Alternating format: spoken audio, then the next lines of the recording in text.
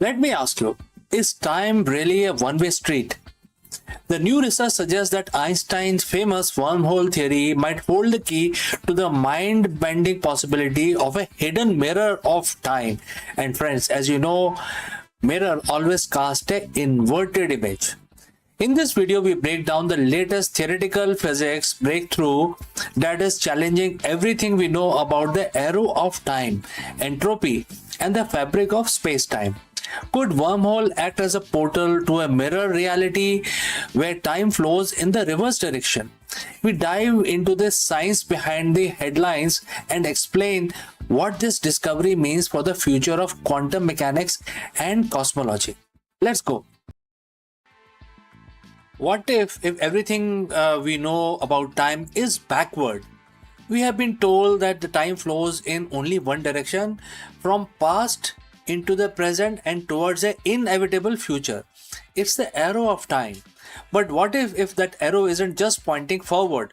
What if it is also pointing back in the backward direction? And the key to understand that secret lies in one of the most famous yet misunderstood concept in physics, which is the Einstein-Rosen bridge. When we hear about the word wormhole, we think of interstellar. We think of space traveler jumping across galaxies in seconds. But here is the first breakthrough in our understanding today, and that is not what Einstein and Rosen intended. Friends, before we move forward, if you have reached this far, please inform us from which city you have tuned in and in which language you are watching this video. This will help us determine the reach of our channel. Alright, let's proceed further. In the year 1935, Albert Einstein and his colleague Nathan Rosen weren't trying to build a space travel portal. They were struggling with the math of gravity and quantum fields. They created a bridge, a mathematical connection between the two identical symmetrical sheets of space-time. It wasn't a tunnel for a spaceship, it was a theoretical tool meant to reconcile how matter behaves in extreme gravity. Fast forward to 2026, a massive shift in how we interpret those equations have just emerged. Instead of physical tunnel through space, researchers are proposing that the Einstein-Rosen bridge is actually a quantum link between two opposite directions of time. Think of it like a mirror. If you stand in front of a mirror, you will see yourself, right? Now imagine that the mirror doesn't just reflect your image, it reflects your flow. In this new theoretical model, our universe is paired with a mirror, a component where time flows in the exact opposite direction. The bridge isn't the shortcut across the galaxy, it is a fundamental connection that allows quantum systems to remain balanced, consistent, and crucially irreversible. So what does this matter? Why this matters now? Because of the black hole information paradox. For decades, physicists have been terrified that if the information falls into the black hole, it is lost forever. They violate and the violent laws of quantum mechanics, and therefore, there could be only two situations. One is that everything is true, or the quantum mechanics and the laws of relativity works across all positions on in the space. But if this mirror time theory is correct, that information isn't destroyed, it simply evolves along the backward flowing time component. It's not gone, it's just living in the mirror. And this doesn't explain black holes. It might explain the very beginning of everything. Some researchers are now suggesting that our Big Bang wasn't the absolute beginning. It was more like some sort of a restarting of something. It may have been a bounce, a transition from a contracting phase of previous universe, mirrored by this strange temporal connection. Even more mind-bending is the small relic black holes from this pre-bounce phase might still be hiding in our universe today, potentially explaining the mysteries of the dark matter.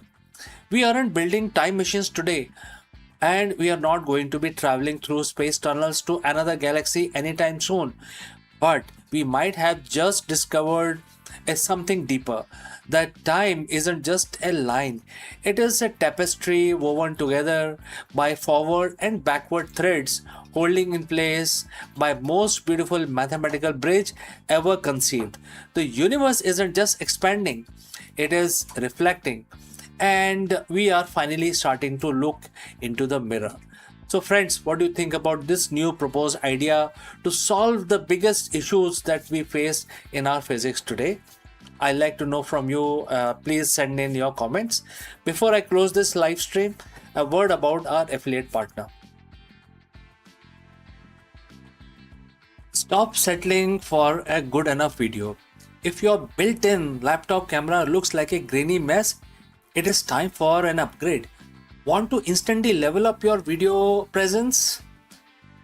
I like to present the Lenovo Performance FHD webcam. This is a game changer for your desktop setup. Technically, this is packed.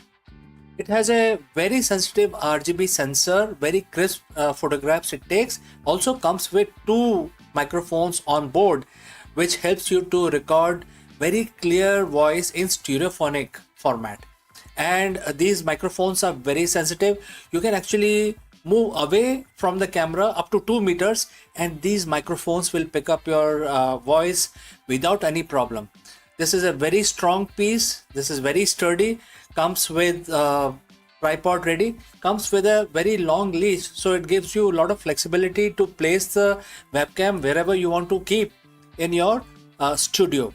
And also it has a swivel base, which is also very handy.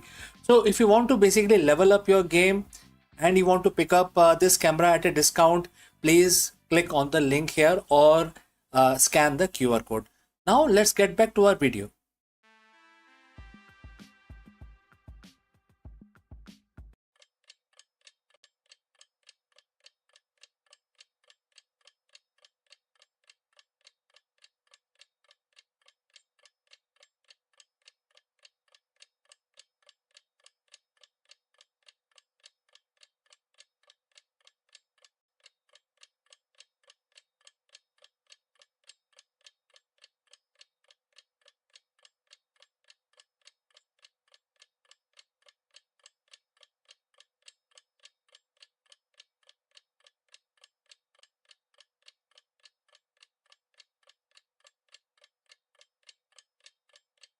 In the fragile environment of bird's retina, a fleeting atomic reaction is happening that defies the laws of classical physics. If these birds lose their connection to quantum coherence for even a microsecond, they lose their way entirely. Today, we are uncovering the quantum compass, a biological marvel that bridges the gap between subatomic chaos and the grueling reality of transcontinental flight. How does a tiny bird weighing less than an ounce navigate thousands of miles with a better precision than our most advanced military GPS? The answer isn't in the star, but inside a single cell in the bird's eye. We are dividing into impossible world of quantum biology to see how birds actually see the Earth's magnetic field through entangled particles. So let's find out more about this. So, welcome friends. The story of bird's eye is far more extraordinary than its first appears. Consider the European robin, a creature weighing less than an ounce, yet capable of traveling thousands of miles across the continent with uncanny precision. So these birds navigate over oceans, deserts, and featureless plains, arriving at their destination with an accuracy that defies the explanation. Traditionally, the sense, sight, smell, and memory of landmark simply cannot account for such feat. A robin flying at night over the Atlantic has no visual cues, no scent trails, no familiar market. and yet it knows exactly where to go. Now, this mystery has forced science to look beyond the familiar realm of biology into the hidden quantum world. Inside the robin's eye lies a radical navigational system, a molecule compass sensitive not to light or smell but to the Earth's magnetic field itself. At the heart of this system are proteins called cytochromes, which creates a pair of electrons that exist in a delicate quantum state. So these electrons respond to a faint whisper of Earth's magnetism, alter chemical reaction in a way that bird can perceive. And in essence, the robin's eye is not just seeing, it is sensing quantum mechanics. So this is a profound shift. Navigation is no longer explained by microbiology alone, but by subatomic dance of particles.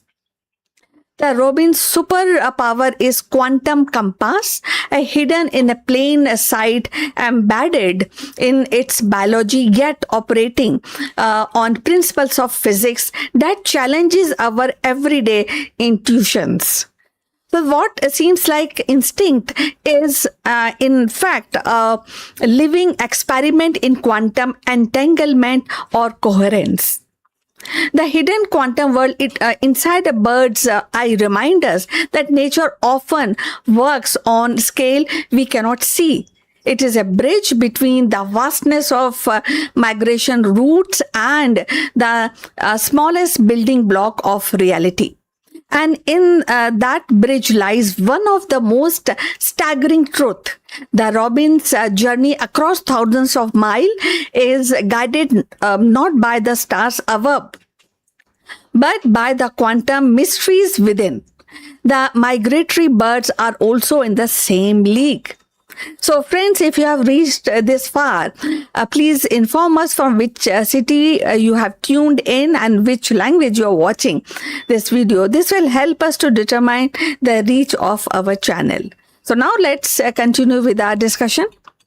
So the guidance begins when the specific blue wavelength of light enters the bird's eye. And these photons activate a protein called, as we have discussed, cytochromes, setting off a chemical reaction that kicks an electron from one molecule to into a neighboring partner. So the result is radical pair, two electrons now existing in a delicate quantum state. Unlike ordinary chemical reaction, these electrons remains mysteriously linked with their spin and spookily connected across the space. And this connection is executively sensitive to Earth's magnetic field and subtly alter the outcome of reaction in a way that bird can perceive. So in essence, the robin eye is not just seeing, it is detecting quantum elegance. This mystery actually forced science to look beyond the familiar realm of biology and also into hidden quantum world. Inside robin's eye lies a radical navigational system, a molecule compass sensitive not to light or smell but to Earth's magnetic field itself. So this is a profound shift, So navigation is no longer explained by microbiology alone, but by the subatomic dance of particles. The robin's superpower is quantum compass, hidden in a plain sight, embedded in its biology, yet operating on principle of physics. So the hidden quantum world inside a bird's eye reminds us that nature often works on a scale we cannot see. So, going forward, when we talk about the quantum realities, the hidden quantum world inside a bird's eye is marvel of nature, ingenuity. European robins wings so scarcely just like a coin and transfers thousands of miles across the ocean, desert, and plain with pinpoint accuracy. The traditional senses like sight, smell, and landmark collapse in the face of such journeys. A robin flies at night over Atlantic, has no visual cues or smell trails, but yet that this bird reached to the accurately on the destination. Now, when this bird travel, thousands of miles of migrations are also guided not by stars, as we have mentioned, but this is a staggering truth. The path across the world is written in quantum light. That I think you will also agree. So now we have come to the end of this discussion. Please like and subscribe our channel. We look forward for your comments on this topic, and we'll see you in the next one very soon. Till then, bye. Take care.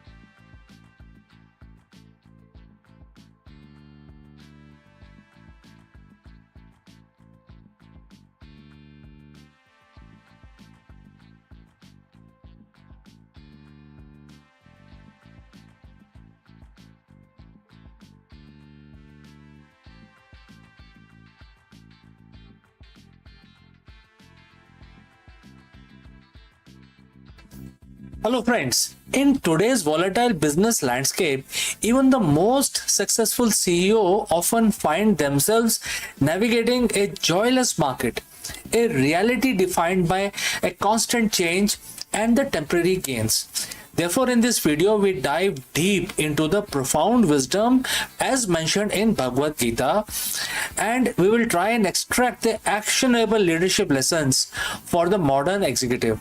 We will learn why the most resilient leaders are those who ground their strategy in a deeper purpose rather than just the fluctuating bottom lines. Let's go. We live in a world of endless performance metrics, quarterly earnings, and constant digital noise. As a CEO or as a senior leader, you are likely to, must have felt it. That nagging sense of joylessness. Even when you hit your targets, there is a recurring feeling of emptiness, as if the goalpost keeps moving ahead and the victory feels temporary. What if I told you that this specific problem, this feeling of temporary, joyless, and volatile market, was analyzed in detail over 7,000 years ago? Today we are looking at chapter 9, verse 33 of Bhagavad Gita. It is a verse that speaks directly to the nature of our work and offer a profound strategy for leadership that transcends the typical corporate burnout. So friends, if you have reached this far, please inform us from which city you have tuned in and in which language you are watching this video. This will help us determine the reach of our channel. Now let's proceed further. Let's look at the core of the verse, and the verse start. The Brahmans, kings, and devotees are thus more, predisposed to worshipping me in this temporary and joyless world. And the quote close. It sounds heavy, doesn't it? Temporary and joyless. Let's translate that into modern business terms now. Temporary represents our current market conditions. It refers to the volatility of the stocks, disruption of AI, and the ever-changing consumer trends. It is a reminder that no business position is permanent. Next is joyless. Isn't being sad, it's being lack of intrinsic fulfillment in a transactional environment. If your business model relies solely on the external metrics, you are playing a game that by its very nature cannot offer lasting fulfillment. The verse mentioned three groups, which is Brahmins, which in other terms you can consider as thinker or visionary. Next is kings, which could be leaders or executives, and lastly, devotees, which is the seeker. It suggests that these individuals have predispositions towards a higher path. As a leader, you are a king in your own sphere. The lessons here is that you cannot lead effectively if you are as volatile as the market you operate in. If your joy is tied to the stock price, you are a servant to the stock price. If your joy is tied to the market share, you are servant to the competitors. The Gita teaches that the most effective leaders maintain their internal compass, regardless of the external joyless nature of the environment. You stop managing for the sake of transactions and you start managing for the sake of purpose. So, how do we apply this in the C-suite? On everyday working day mornings, like Monday morning, for example, detach from the temporary. That is point number one. And how this will work? Acknowledge that the market is cyclic. Don't build your identity or your company culture on the high or low. Build on why. Next is cultivate inner sovereignty. You are the king. Don't abdicate your mindset to the news cycle. Create a mental space that is non-negotiable, a space for deep thoughts and that the chaos of the office cannot penetrate. Third, lead with higher purpose. The verse suggests that by connecting your actions to a higher intent, we move out of the joyless cycle.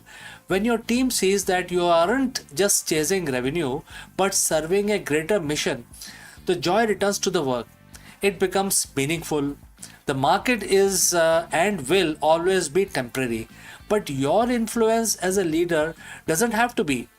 When you recognize the joyless nature of pure transactional business, you are finally free to inject it with something more. You stop being a slave to the cycle and start becoming the architect of the culture that thrives in spite of the chaos. Leadership in its highest form is the ability to stay grounded while everything else is in motion.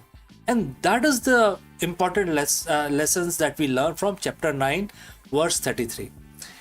So, friends, if this resonates with you, I invite you to reflect on one thing that you have done this week that feels transactional, and if you cannot shift it today to a higher purpose, also let me know.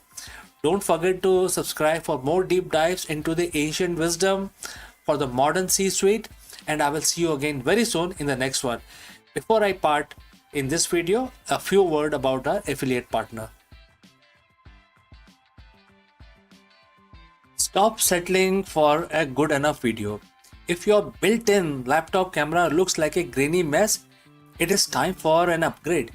Want to instantly level up your video presence? I like to present the Lenovo Performance FHD webcam. This is a game changer for your desktop setup. Technically, this is packed. It has a very sensitive RGB sensor, very crisp photographs it takes. Also comes with two microphones on board, which helps you to record very clear voice in stereophonic format. And these microphones are very sensitive. You can actually move away from the camera up to 2 meters and these microphones will pick up your voice without any problem. This is a very strong piece. This is very sturdy. Comes with tripod ready. Comes with a very long leash, so it gives you a lot of flexibility to place the webcam wherever you want to keep in your studio. And also it has a swivel base, which is also very handy. So if you want to basically level up your game and you want to pick up this camera at a discount, please click on the link here or scan the QR code. Now let's get back to our video.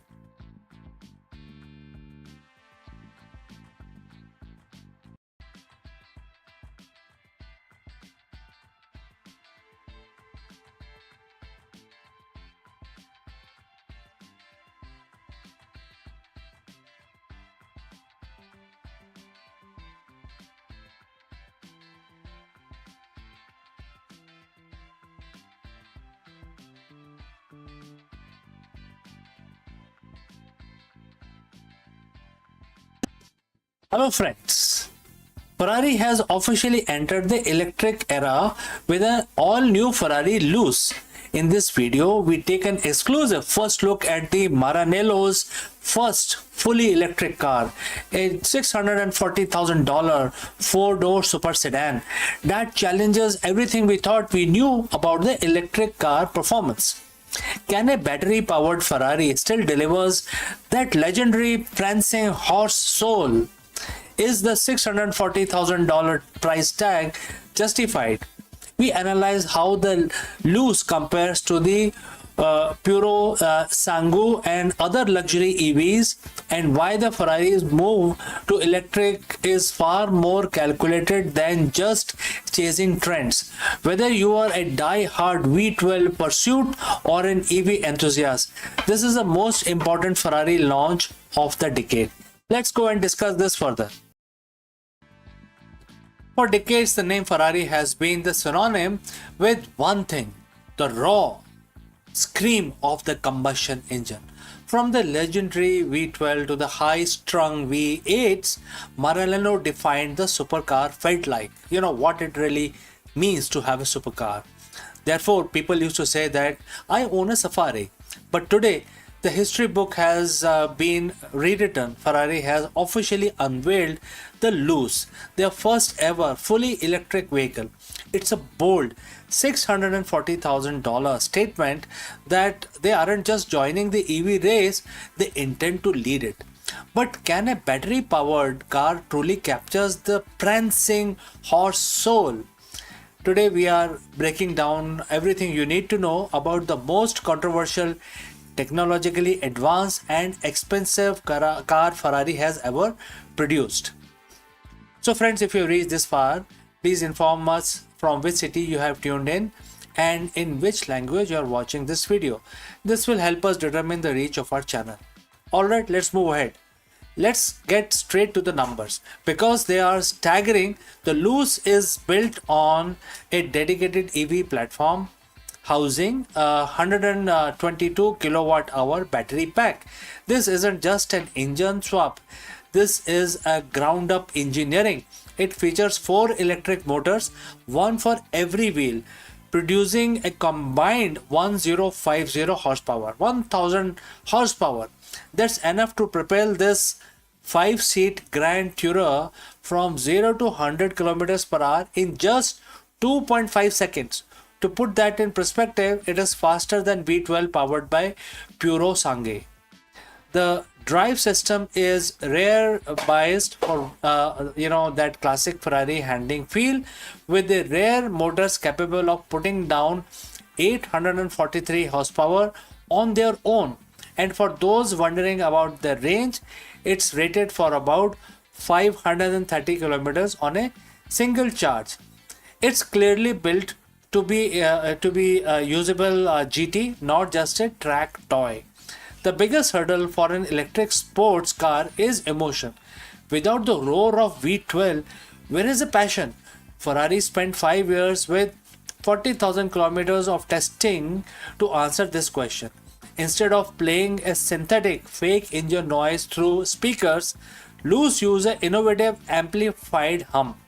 They place a sensor on the rear axle to capture the actual mechanical vibration of the motor, which are then processed and amplified. It's meant to be an honest mechanical feedback loop that keeps the driver connected to the machine. It's not trying to be a gas engine, it is trying to be the most exciting electric car engine possible. So you might notice the design looks different, and therefore that's because Ferrari collaborated with love from the design firm co-founded by former Apple design chief John Ive. The Luce abandons the classic mid-engine proportion we are used to. It's a 4-door 5-seat layout with a long wheelbase and a sloping roofline. Up front, you get a clean, fully full width lightning signature and an illuminated badge instead of a grille. The rear, however, keeps the classic 4-round taillight and aesthetic hidden behind a sleek black panel. It is minimalist aerodynamic, and depending on who you ask, either a masterpiece of modern design or a massive departure from tradition. Let's step inside the Apple designed or Apple influenced, and therefore when you get in, it is undeniable. The cabin is minimalist, focusing on 12.5-inch OLED display that mimics analog dials. There is always a clever 10-inch infotainment screen that moves, so both the drivers and passenger can adjust it. Crucially, they have kept a physical toggle for key control, and for the first time ever, you can seat 5 people comfortably in a Ferrari. The rear doors are rear hinged, making accessible incredibly easy. A touch of the luxury that provides this car is meant to be driven every day. So the big question is it worth $640,000? The car isn't just about the specs, it's about Ferrari proving it can survive the electric transition without losing its prestige. It's the second most expensive car in their lineup, trailing only to the Extreme F80. And delivery start this autumn in Europe, while we'll have to wait until spring 2027 to see them on other continents, starting with America and rest of the world. Whether the Luz becomes a future classic or a polarizing experiment, one thing is certain: Ferrari has officially left the age of gasoline behind. And friends, therefore, what do you think? Has Ferrari succeeded, or is this a step too far? Let me know in the comments below. Don't forget to like and subscribe for more deep dives into the changing world of supercars. And friends, I will see you again very soon in the next one. Before I go, I will have to say a few words about our affiliate partner. Stop settling for a good enough video. If your built-in laptop camera looks like a grainy mess, it is time for an upgrade. Want to instantly level up your video presence? I like to present the Lenovo Performance FHD webcam. This is a game changer for your desktop setup. Technically, this is packed. It has a very sensitive RGB sensor, very crisp photographs it takes. Also comes with 2 microphones on board, which helps you to record very clear voice in stereophonic format. And these microphones are very sensitive. You can actually move away from the camera up to 2 meters, and these microphones will pick up your voice without any problem. This is a very strong piece. This is very sturdy.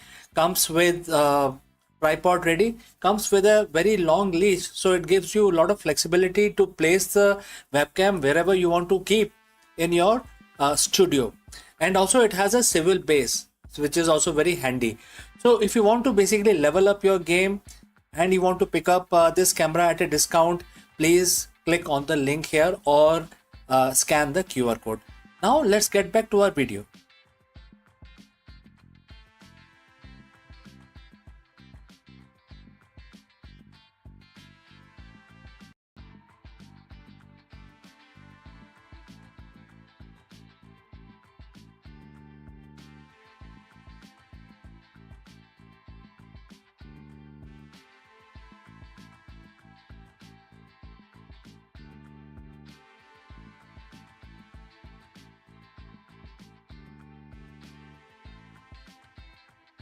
Hello friends, all of us sometimes get this feeling that our technical expertise or our hustle hold us back from our true potential for the true leadership. Everybody gets this kind of a feeling. Therefore, we dive deep into the most powerful leadership secrets from Bhagavad Gita. In a verse where Lord Krishna, Bhagwan Krishna tells Arjun, "Oh Arjun, be a yogi." But what does this mean for a modern CEO or an entrepreneur to be a yogi?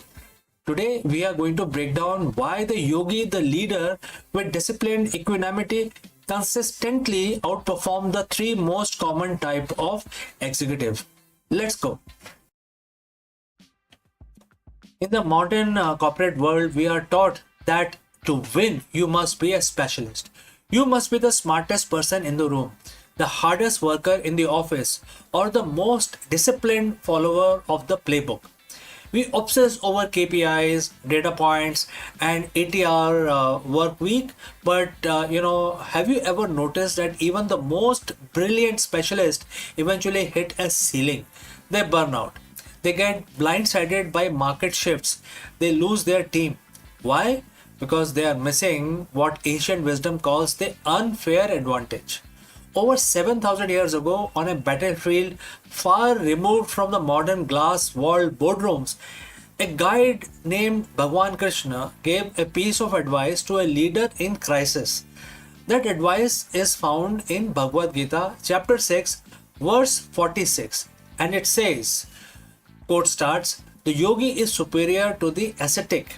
He is deemed superior even to the man of knowledge, and he is superior to the man of ritual action. Therefore, O Arjun, be a yogi." Today, we are going to translate this ancient code into a roadmap for the 21st century leadership. We are going to explore why a yogi beats a specialist every single time. So friends, if you have reached this far, please inform us from which city you have tuned in and in which language you are watching this video. This will help us determine the reach of our channel. Moving on, what are the different kinds of most common executives? First is aesthetic, which in Sanskrit known as tapasvi. In Gita, tapasvi is someone who practices extreme self-denial. In the corporate world, this is the grind culture CEO. They are the first one in and last one out. They sacrifice sleep, family, health. They believe that if they just suffer more than the competition, they will win. But Krishna warns us, sheer endurance without balance leads to a narrow vision. Number 2 is Jnani, which is the man of knowledge. This is the data-driven specialist, the CEO with Ivy League pedigree and the analytics mind that can spot a trend in a spreadsheet from miles away. They have the facts, but they often lack wisdom. They are paralyzed by the data if the data is missing, and they often struggle to connect with the human element of their business. Number 3 is Karmi, the man of ritual action. This is a process-driven executive. They live by SOPs. They believe that if the ritual of the business, which is the meeting, the reports, different kinds of pyramids, bell curve, if they are followed perfectly, success is guaranteed. But when the world changes, they are too rigid to pivot. Bhagwan Krishna says yogi is better than all three. Why?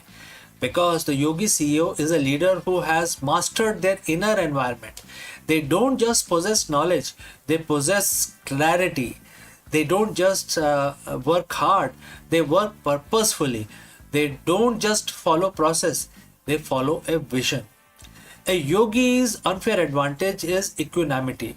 Think about the last time your company faced a crisis. Did you react out of fear? Did you make desperate move based on a dip in the stock prices? A yogi CEO operates from the neutral center. They are not swayed by the high of massive profit or low of the market crash. While everyone else is reacting, the yogi is responding. This isn't about being passive, it's about being so internally grounded that your decision making becomes clinical, fast, and remarkably accurate. That is the definition of the competitive edge. There are several things we can actually discuss around this, but I want to be brief. And therefore, the first advice I want to give you is the cognitive flexibility. The specialist is a hammer, and to them, every problem looks like a nail. But a yogi isn't attached to one way of thinking because they aren't defined by their expertise. They can see the whole board. They can integrate the hard work of aesthetic and the data of Jnani and the process of karmi without being enslaved by any of them. Second is the emotional intelligence. The yogi understands that a business is just a collection of human beings. By mastering their own minds, they naturally become master of empathy. They can read the room, they can inspire a team during a pivot because they aren't projecting their own anxiety onto other subordinates. Third, sustainable high performance. The ascetic CEO eventually burns out. The yogi CEO understands the rhythm of action and reset. They operate with sense of detachment and therefore detached engagement. They care deeply about results, but they aren't consumed by them. This detachment actually allows them to perform better because they aren't choked by the fear of failure. So how do we become a yogi CEO? Very big question, right? Let's start. It starts with realization that your most important business tool isn't your laptop, your network, or your bank account. It is your own mind. As verse 46 concludes, it says, therefore be a yogi, O Arjun. Very, it's like a proverb. Be a yogi, O Arjun.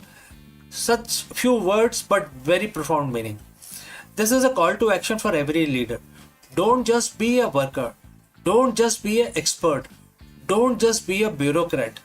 Cultivate the discipline of the mind. Practice the equanimity that allows you to see through the noise of the market. Lead from a place of stillness, and you will find the impossible problems starting to solve themselves. The specialist sees the obstacle, the yogi sees the path. Which one will you be? Let me know in the comments below. Before I part ways today, a few words about our affiliate partner. Stop settling for a good enough video. If your built-in laptop camera looks like a grainy mess, it is time for an upgrade. Want to instantly level up your video presence? I like to present the Lenovo Performance FHD webcam. This is a game changer for your desktop setup. Technically, this is packed. It has a very sensitive RGB sensor, very crisp photographs it takes. Also comes with two microphones on board, which helps you to record very clear voice in stereophonic format.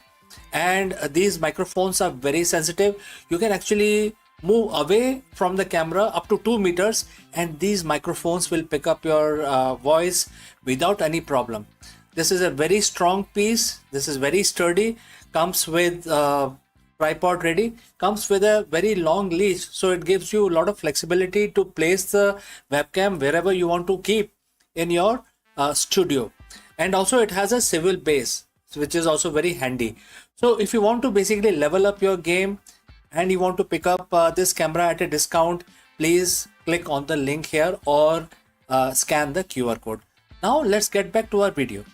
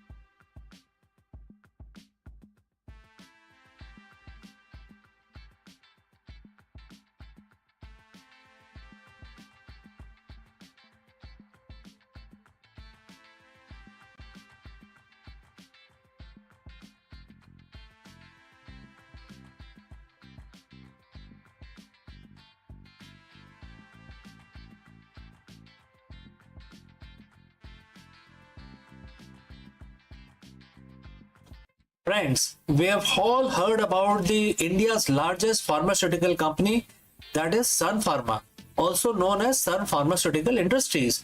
And this company has just announced a massive acquisition which is worth 11.75 billion US dollars. Sun Pharma has acquired US based Organon and Company, making one of the largest outbound deals in Indian history.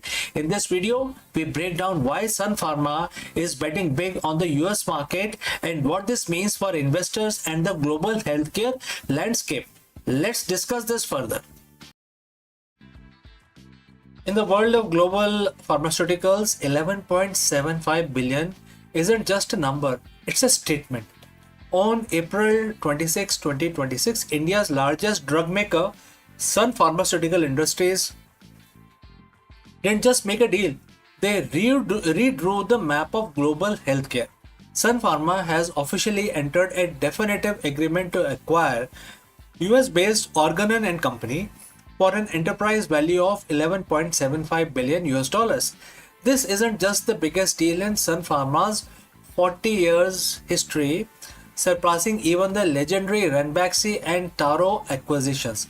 It is one of the largest outbound acquisitions ever attempted by an Indian pharmaceutical company. But why now? Why Organon, a company only spun off from Maersk 5 years ago? And why is the stock market reacting with such intensity? Today we are breaking down the strategy, the math, and the global power play that just put Sun Pharma into the global top 25. So friends, if you have reached this far, please inform us from which city you have tuned in and in which language you are watching this video. This will help us determine the reach of our channel. Alright, let's proceed further. To understand the deal, you have to understand the target.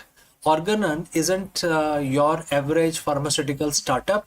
It was birthed in 2021 as a strategic spin-off from the global giant Maersk and Company.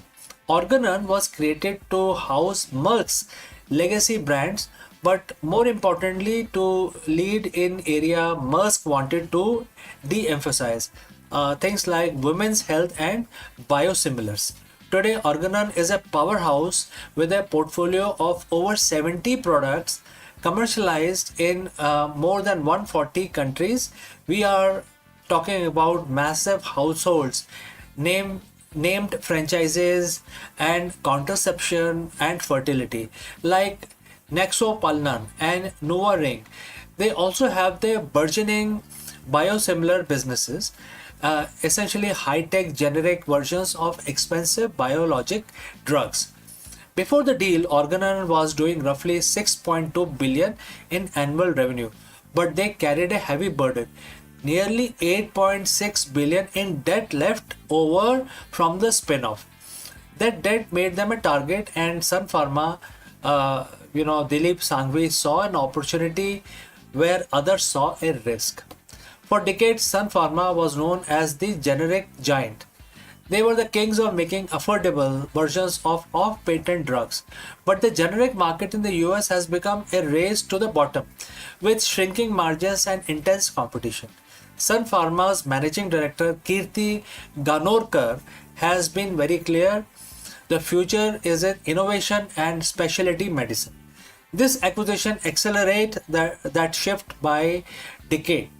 And here are the three pillars of this deal.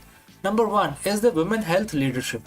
This deal instantly makes Sun Pharma a top 3 global player in women's health.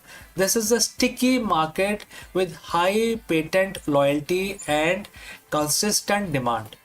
Number 2 is biosimilar leap. Sun Pharma was previously a minor player in biosimilars. Now they jump to the 7th largest biosimilar player globally. In a world where biological drugs are most expensive part of the healthcare, having a biosimilar engine is like owning a gold mine. Number 3 is the global commercial footprint. Sun Pharma already had a presence in the US and India, but Organon gives them boots on the ground in 150 countries, including high growth markets like China, Brazil, and major European hubs where Sun Pharma was previously underweight. So now let's talk about money. Sun Pharma is paying $14 per share in all cash deal. So let's break down this $14, what it comprises of. So enterprise value 11.75 billion, equity value 4 billion, and total revenue of 12.4 billion combined. So 12.4 billion. And there is a funding, internal cash plus they have taken a loan from Citibank, JP Morgan, and MUFG for this acquisition. Now, some analysts were worried Sun Pharma is taking on nearly 10 billion in new debt to make this happen. For a company that has traditionally been cash rich, this is a cultural shift. However, the magic math here is the profits. Organon generates incredible cash flow, nearly 1.9 billion in adjusted profit before tax. By combining the two, Sun Pharma expects to nearly double its cash flow. This allows them to pay down the massive debt quickly. The projected net debt to profit ratio is 2.3x, which in pharma's world is considered very, very manageable. So how did the market take it now? Initially, Organon shares surged over 15% just as soon as the news came out, while Sun Pharma saw a relief rally of 7 to 9%. While the relief, because investors finally saw that Sun Pharma was going to do with its massive cash pile. For years, shareholders asked, when will you make a big move? And this is that move now. But it's not all sunshine. There are risks also. Biggest risk is integration. Merging two companies of this size across 150 countries is logistical nightmare. Cultural fit. Moving a US headquartered Maersk legacy culture into Indian managed global giants takes time. And then lastly, regulatory hurdles. The deal isn't expected to close until early 2027. That's a long time for regulators, especially in the US, EU, and China, to magnify, they take the magnifying glass to basically examine the deal. So now my final verdict is Sun Pharma's acquisition of Organon is more than just a business transaction. It is a signal that Indian pharma has outgrown its pharmacy of the world label. They are no longer just the world's manufacturer, they are becoming world's innovator and owner of the global brands. If this deal succeeds, the Sun Pharma of 2030 will look less like a generic company from Mumbai and more like a global titan like Pfizer or Novartis. So friends, what do you think? Is 11.75 billion deal a fair price for the global dominance, or has Sun Pharma bitten off more than it can chew? Let me know in the comments below. Thanks for watching, and for more deep dives into the deals that move the world, make sure to hit the subscribe button, and I will see you in the next one. Before I part ways, a word about our affiliate partner. Stop settling for a good enough video. If your built-in laptop camera looks like a grainy mess, it is time for an upgrade. Want to instantly level up your video presence? I like to present the Lenovo Performance FHD webcam. This is a game changer for your desktop setup. Technically, this is packed. It has a very sensitive RGB sensor, very crisp photographs it takes. Also comes with two microphones on board, which helps you to record very clear voice in stereophonic format. And these microphones are very sensitive. You can actually move away from the camera up to 2 meters, and these microphones will pick up your voice without any problem. This is a very strong piece. This is very sturdy. Comes with tripod ready. Comes with a very long leash, so it gives you a lot of flexibility to place the webcam wherever you want to keep in your studio. And also it has a swivel base, which is also very handy. So if you want to basically level up your game and you want to pick up this camera at a discount, please click on the link here or scan the QR code. Now let's get back to our video.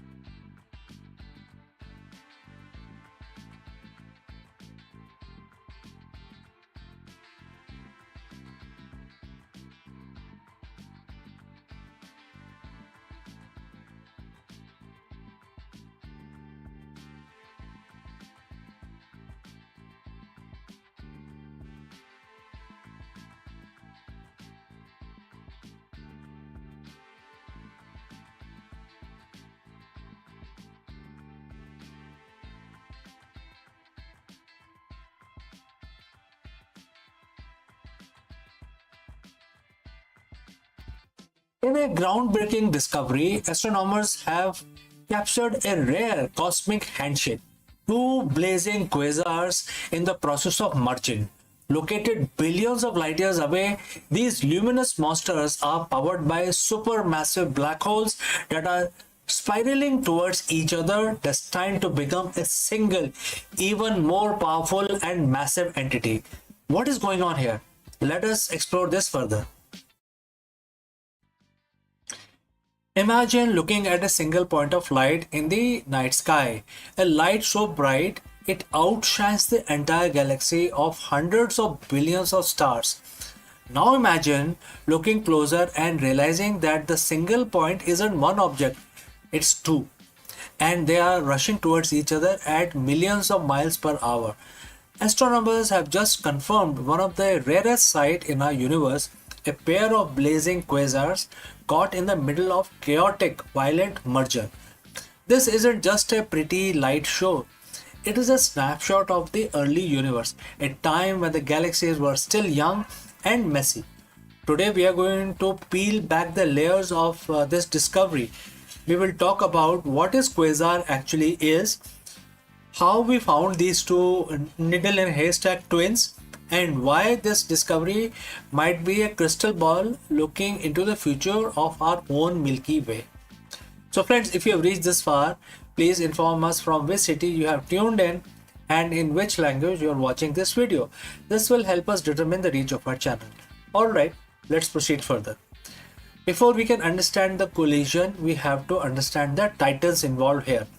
The word quasar, which is in short for quasi-stellar radio source, to the early telescope of the 1960s, they looked like stars, but they behaved like monsters. At the heart of every quasar is a supermassive black hole, but the black hole itself isn't the light you see. Black hole by definition don't let light escape. Instead, the glow came from the accretion disk, and as the black hole's gravity pull in massive amount of gas, dust, and even entire stars, that material spins around the center like water goes down the drain. The friction and the gravity heat this material to millions of degrees, causing it to glow with more energy than thousands of galaxies combined. They are the ultimate cosmic lighthouses, visible from very edge of the observable universe. When we see a quasar, we are seeing a black hole that is feeding. Finding a single quasar is hard. Finding two that are merging is nearly impossible. Why? Because they are so far away that they are usually appear as single blurry dot. But recently, a team of astronomers using the Gaia Space Observatory noticed something strange. Gaia is designed to track the positions of stars with incredible precision. While looking at the known quasars, they noticed a jiggle. The light wasn't moving in space, but its intensity was flickering back and forth between 2 points, like a railroad crossing signal seen from a distance. To confirm their suspicions, they called in the big guns, the Hubble Space Telescope and the Gemini North Telescope in Hawaii. Hubble's sharp eyes revealed that this wasn't just a trick of light or gravitational lensing, where a closer galaxy acts as a magnifying glass. No, these were two distinct massive galaxies, each with its own feeding black holes at the center, physically bound by gravity. They are currently separated by only about 10,000 light years, which in cosmic terms is like two people standing on opposite sides of the living room. This specific pair of quasars is special because of when we are seeing them, because the light takes time to travel. Looking deep into space is like looking back in time. We are seeing these quasars as they were just 900 million years after the Big Bang. This puts them squarely in the epoch of reionization. This was the cosmic dawn, the era when the very first stars and galaxies were turning on and clearly moving away from the cold, dark hydrogen fog that filled the early universe. Seeing two quasars merging this early tells us that supermassive black holes didn't just grow slowly over billions of years, they grew through violence. They grew by eating each other. This discovery helps scientists refine their simulations of how the universe evolved from a hot soup of particles into a structured web of galaxies that we see today. You might be wondering, that's 12 billion years ago. Why does it matter to us now? Well, the Great Cosmic Collision is a preview of our own destiny. Right now, our galaxy, the Milky Way, is on a collision course with our neighbor, the Andromeda Galaxy. In about 4 to 5 billion years, our two galaxies will begin the same dance these quasars are doing right now. Our own central black hole Sagittarius A star, which is currently quiet and not feeding, might wake up during the merger. And as from gas from the Andromeda gets shoved into our galactic center, our black hole could ignite, turning a Milky Way into a blazing quasar for an distant alien astronomers to see. The two quasars we're talking about today have likely already finished their merger. In the now of the universe, they are probably one single gargantuan elliptical galaxy with one massive black hole at its core. We are just not catching the echoes of their ancient battle. It reminds us that the universe is not static place. It's a dynamic, evolving, and often violent masterpiece. Every time we find a pair like this, we add another piece to the puzzle of where we came from, where the cosmos is going, etc. So friends, thanks for joining in on this journey across space and time. If you want to keep exploring the wonders of the universe, make sure to hit the subscribe button. Until next time, please keep looking up. Before I part ways, a word from our affiliate partner. Stop settling for a good enough video. If your built-in laptop camera looks like a grainy mess, it is time for an upgrade. Want to instantly level up your video presence? I like to present the Lenovo Performance FHD webcam. This is a game changer for your desktop setup. Technically, this is packed. It has a very sensitive RGB sensor, very crisp photographs it takes. Also comes with two microphones on board, which helps you to record very clear voice in stereophonic format. And these microphones are very sensitive. You can actually move away from the camera up to 2 meters and these microphones will pick up your voice without any problem. This is a very strong piece. This is very sturdy. Comes with tripod ready. Comes with a very long leash, so it gives you a lot of flexibility to place the webcam wherever you want to keep in your studio. And also it has a swivel base, which is also very handy. So if you want to basically level up your game and you want to pick up this camera at a discount, please click on the link here or scan the QR code. Now let's get back to our video.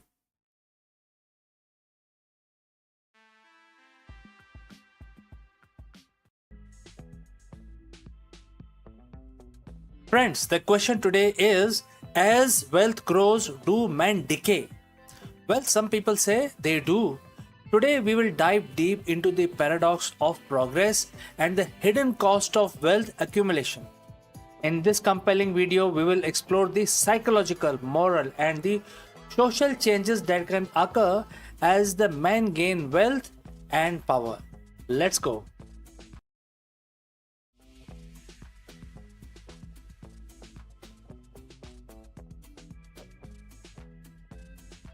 We live in a world that glorifies the wealth. From the moment we are old enough to understand, we are taught that success, comfort, and happiness are often measured by the size of our bank account.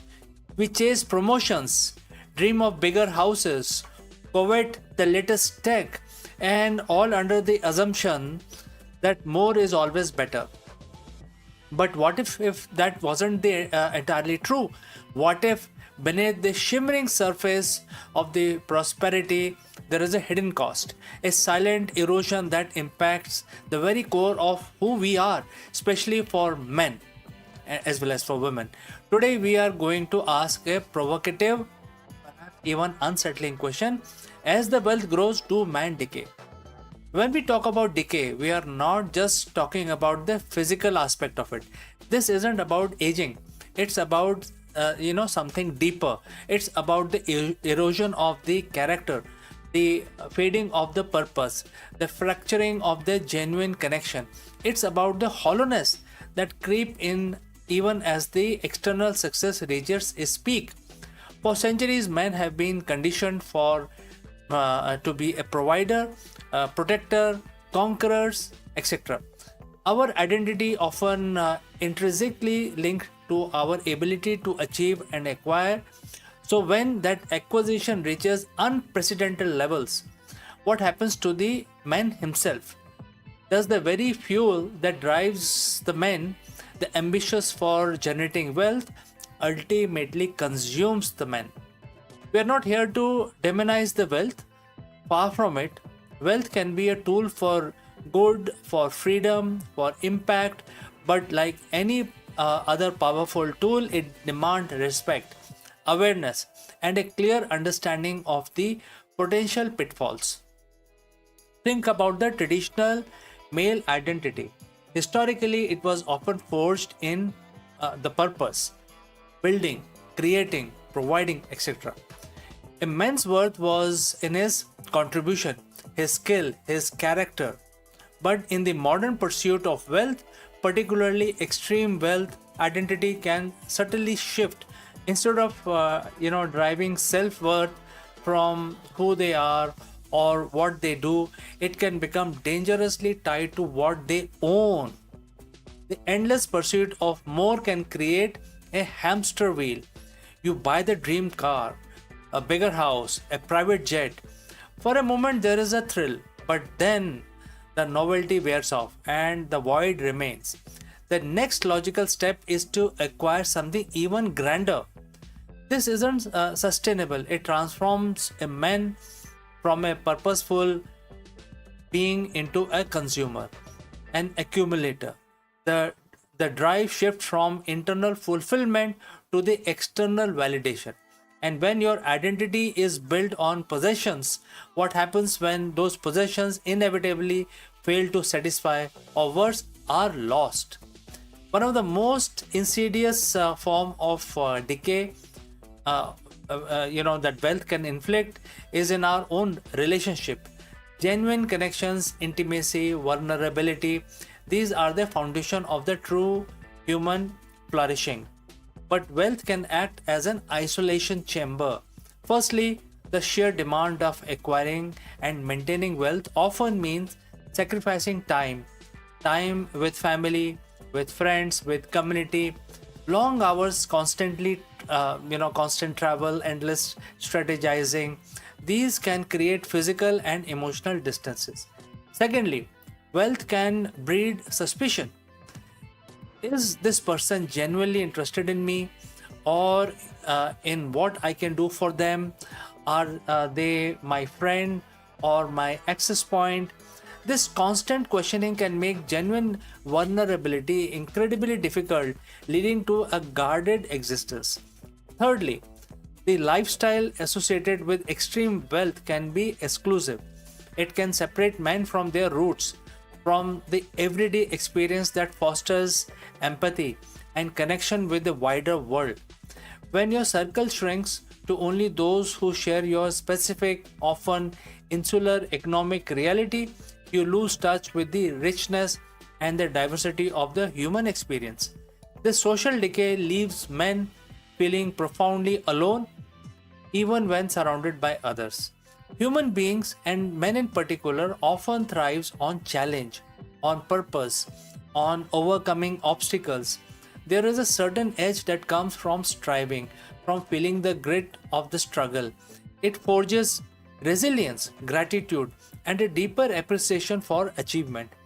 But when wealth removes all obstacles, when every need is immediately met and every comfort is readily available, that edge can dull the shine of your life. The drive to create, to innovate, to even feel deeply can be replaced by a passive acceptance of ease. Why build when you can buy? Why strive when you can simply command? This isn't to say comfort is inherently bad, but unchecked, it can become a crutch that prevents growth.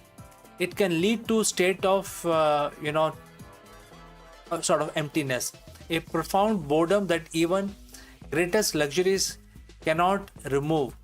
The man becomes soft, not physically but spiritually. He loses the internal, strength built by facing adversities. The path to immense wealth is rarely a straight line. It often presents choices, difficult dilemmas, where moral integrity can be tested. In the pursuit of profit, ethical lines can become blurred, shortcuts are often taken, compromises are made, and suddenly the means to begin to justify the end, no matter how questionable they are. This isn't about blaming wealthy individuals, but acknowledging a systemic pressure. When stakes are high and the potential rewards are astronomically very high, and temptation to bend the rules is higher, to exploit the loopholes or to neglect the human cost of business decisions can be immense. Over time, these small compromises can accumulate, eroding a man's moral compass.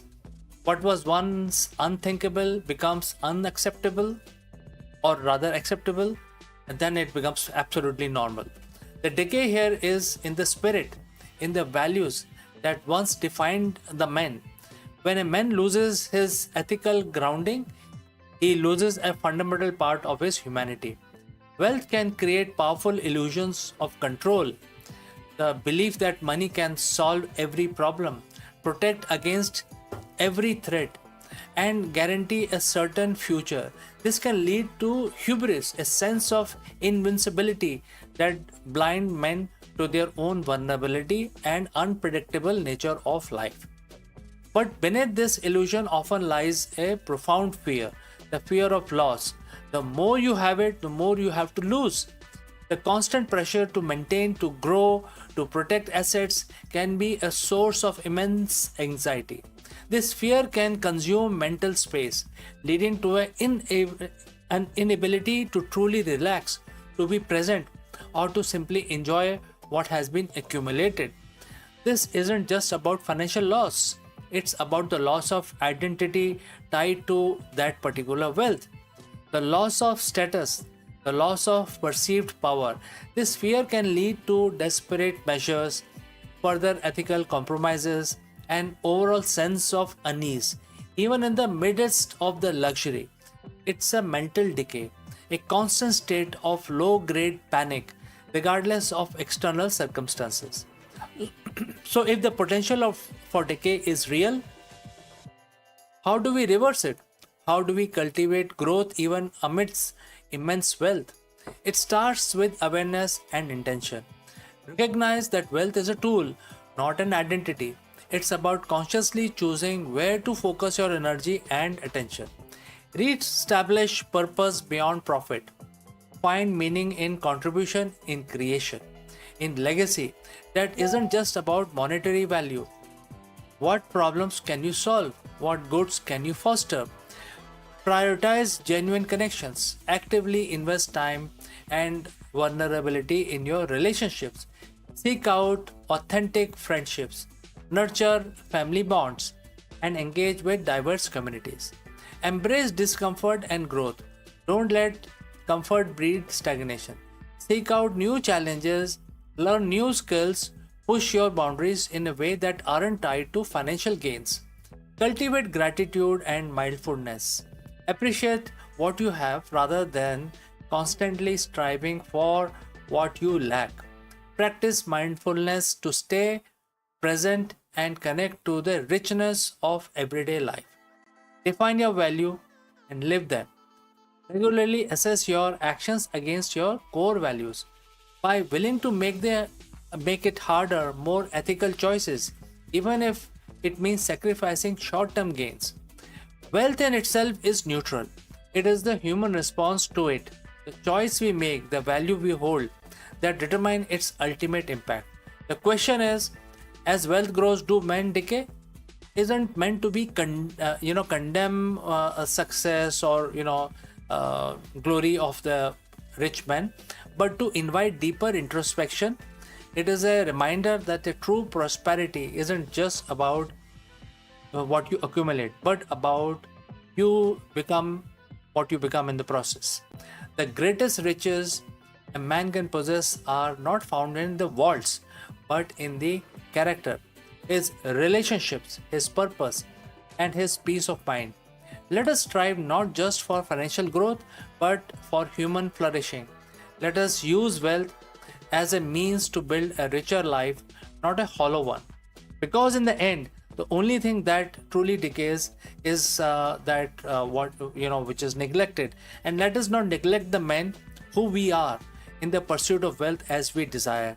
So, friends, I'd like to know if you have any comments, any suggestions, or any questions. Please leave them in the comment section below, and I will catch you again in the next one.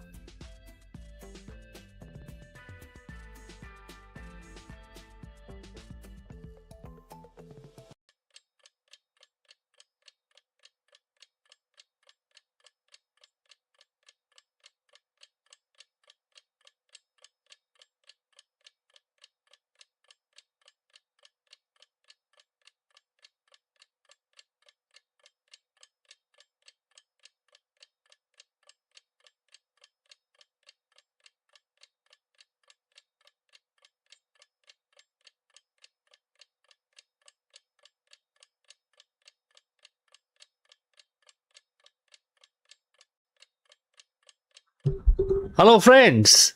Namaskaram. You are most welcome.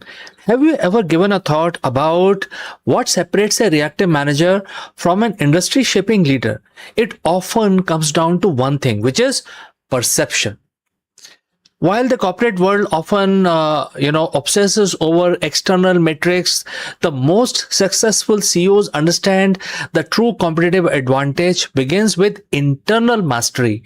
Today, we decode how to cultivate the steady mind approach to navigate the market volatility, technological disruption, and high stake decision making. Let's go and explore this further. And obviously, as always, we will take help from Bhagavad Gita. In the modern corporate landscape, we are obsessed with the vision. We talk about visionary CEOs, the strategic roadmap, the 5-year plan. But what if your vision is actually your biggest blind spot? What if the very thing the market calls growth, disruption, or the market share are merely the shadow of a reality you haven't learned to perceive? Today, we aren't just looking at the market trend, we are going to strip away the noise. We are turning to one of the most powerful ancient strategies for leadership ever written, which is Bhagavad Gita. And today, we are discussing specifically chapter 2, verse 69. It's a verse that challenges the fundamental nature of how we perceive success, failure, and the very act of leading in an era of unprecedented technological and global shifts. Let's look at the verse itself directly. All right, and the verse starts, what is darkness for ignorant being is daylight, a time of awakening for those with self control. What is daylight for the ignorant is a dark of the night for sages who see. And the quote close. At first glance, it sounds poetic, perhaps even cryptic, but let's translate this into boardroom language of 2026. The ignorant in this context isn't a lack of formal education. It is the lack of perception. It's the leader who is so caught up in the daylight that the quarterly earning reports and the viral social media trends, the noise of daily operation that are blinding this particular CEO and blinding to the actual long-term trend shaping the world, etc., are completely not visible to the CEO. They are running on a treadmill of reactive management. They think they are in the light because they are busy. But the Gita suggests that this daylight is actually the darkness of the night. It is a state of confusion where the ego and the external pressures dictate every move. Consider how this applies to the current AI revolution. When a new disruptive technology emerges, the ignorant leader sees only chaos. They panic, they pivot aimlessly, they overspend on a trend they don't understand because they fear missing out. To them, the situation is dark because they lack the steady mind. But look at the leader with self control. They see through the hype. While everyone else is scrambling to react, the leader with perception sees the daylight. They recognize the technology is a tool, not a savior.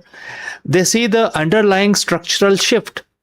When the rest of the market is cheering for a hollow victory, maybe a temporary spike in stock price based on short-term trend, the sage leader sees the darkness. They know it's not sustainable foundation. They aren't swayed by the temporary daylight of the applause. This is the core of the strategic foresight. It is the ability to operate in the dark when everyone else is blinded by the artificial light of the status quo. So, how do we operationalize this? How do you move from ignorant to the sage who sees? First, embrace the darkness of the introspection. Most leaders fear silence, they fear disconnection. But the true strategic depth comes from those moments of darkness, the quiet time you spend analyzing the business without the pressure of the daily grind. This is where you identify the risk your competitors are too distracted to see. Second, practice the pause. When the crisis hits, the knee jerk reaction is to act. But the Gita teaches us that the person with self control observes before they act. Use that moment of pause to separate the signal from the noise.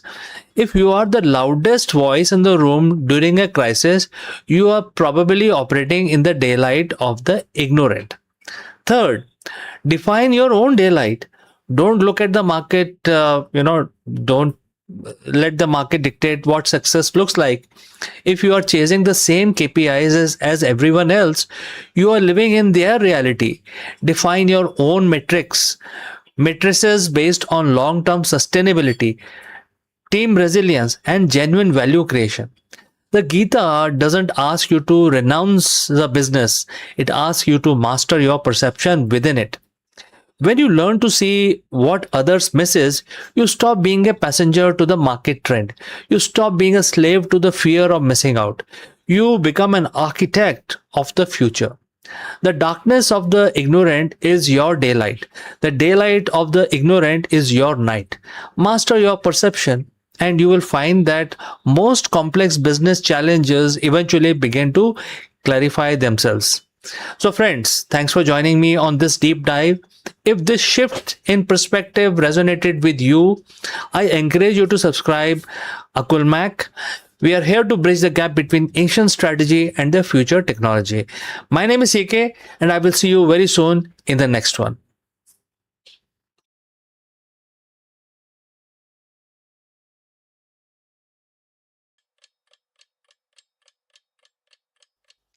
Hello friends, welcome. In an era of rapid disruption, volatile markets, and constant changes, CEOs often struggle with the external matrices of success. But what happens when you lead from a place of indestructible purpose?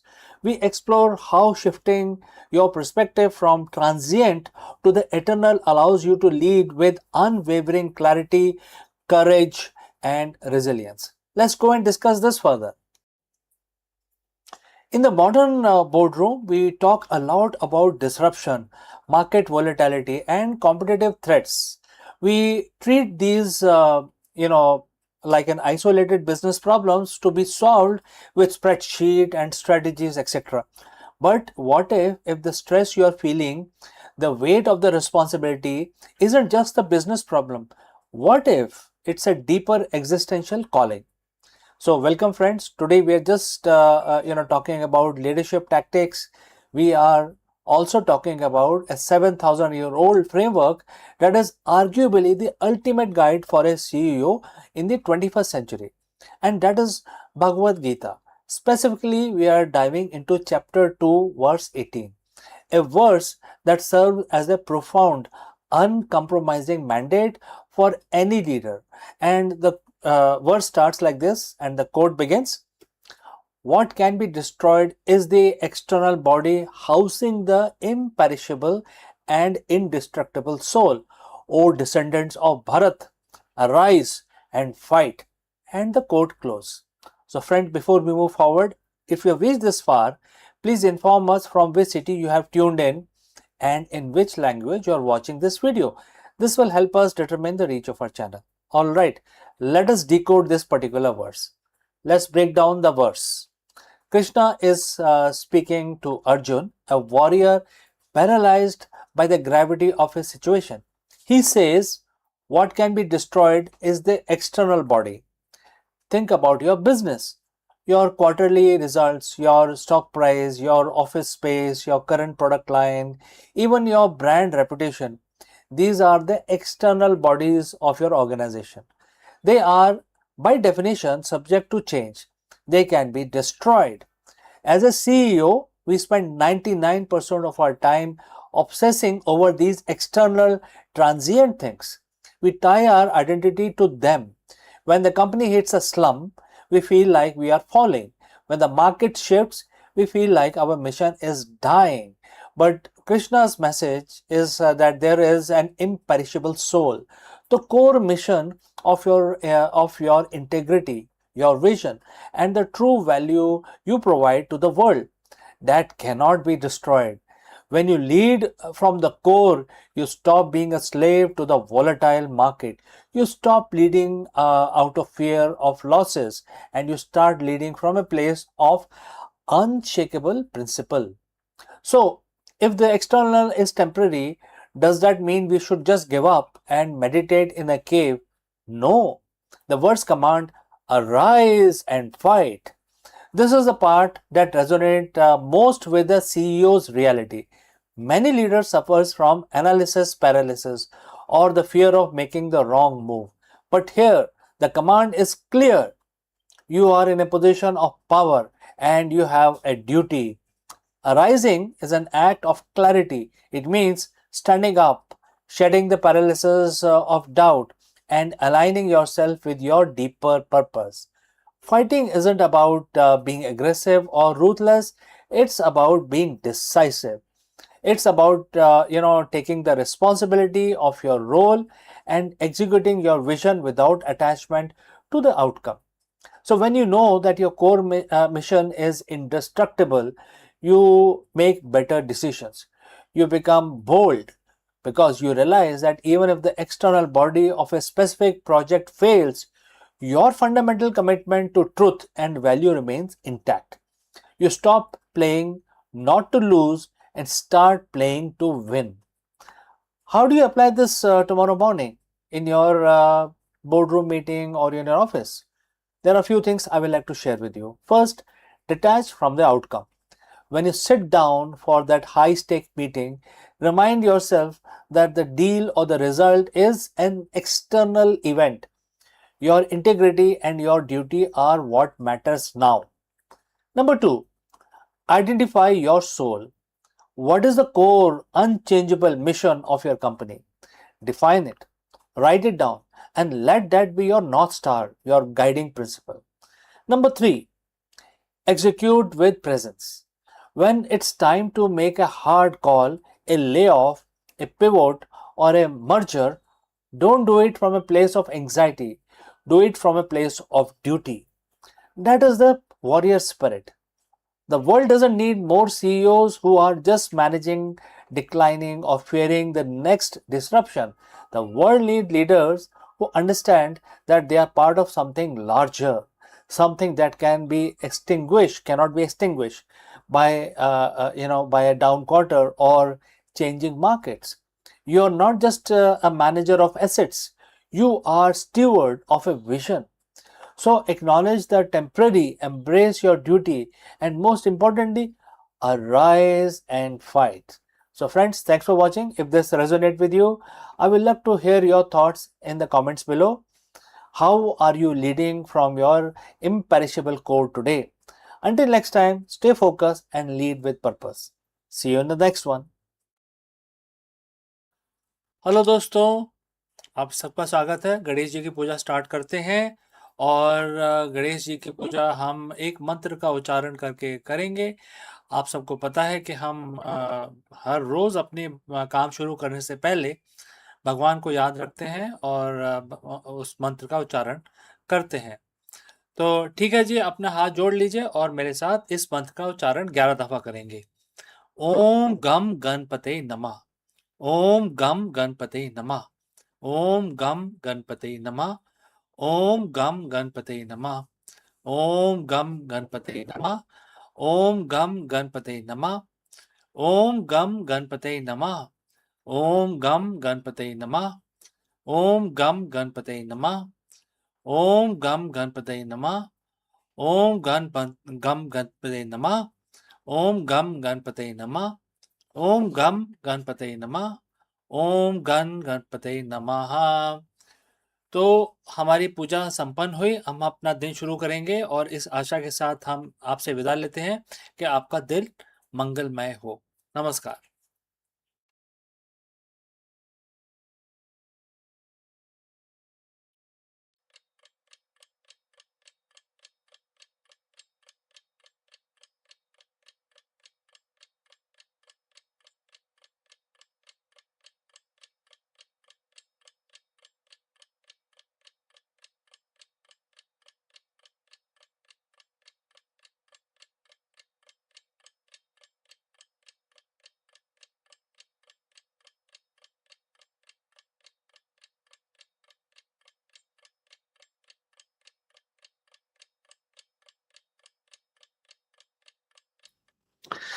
Hello friends, Namaskaram, you are most welcome. While the world watches the ground borders, India just sees the ultimate high ground. We're talking about Pushpak spaceplane.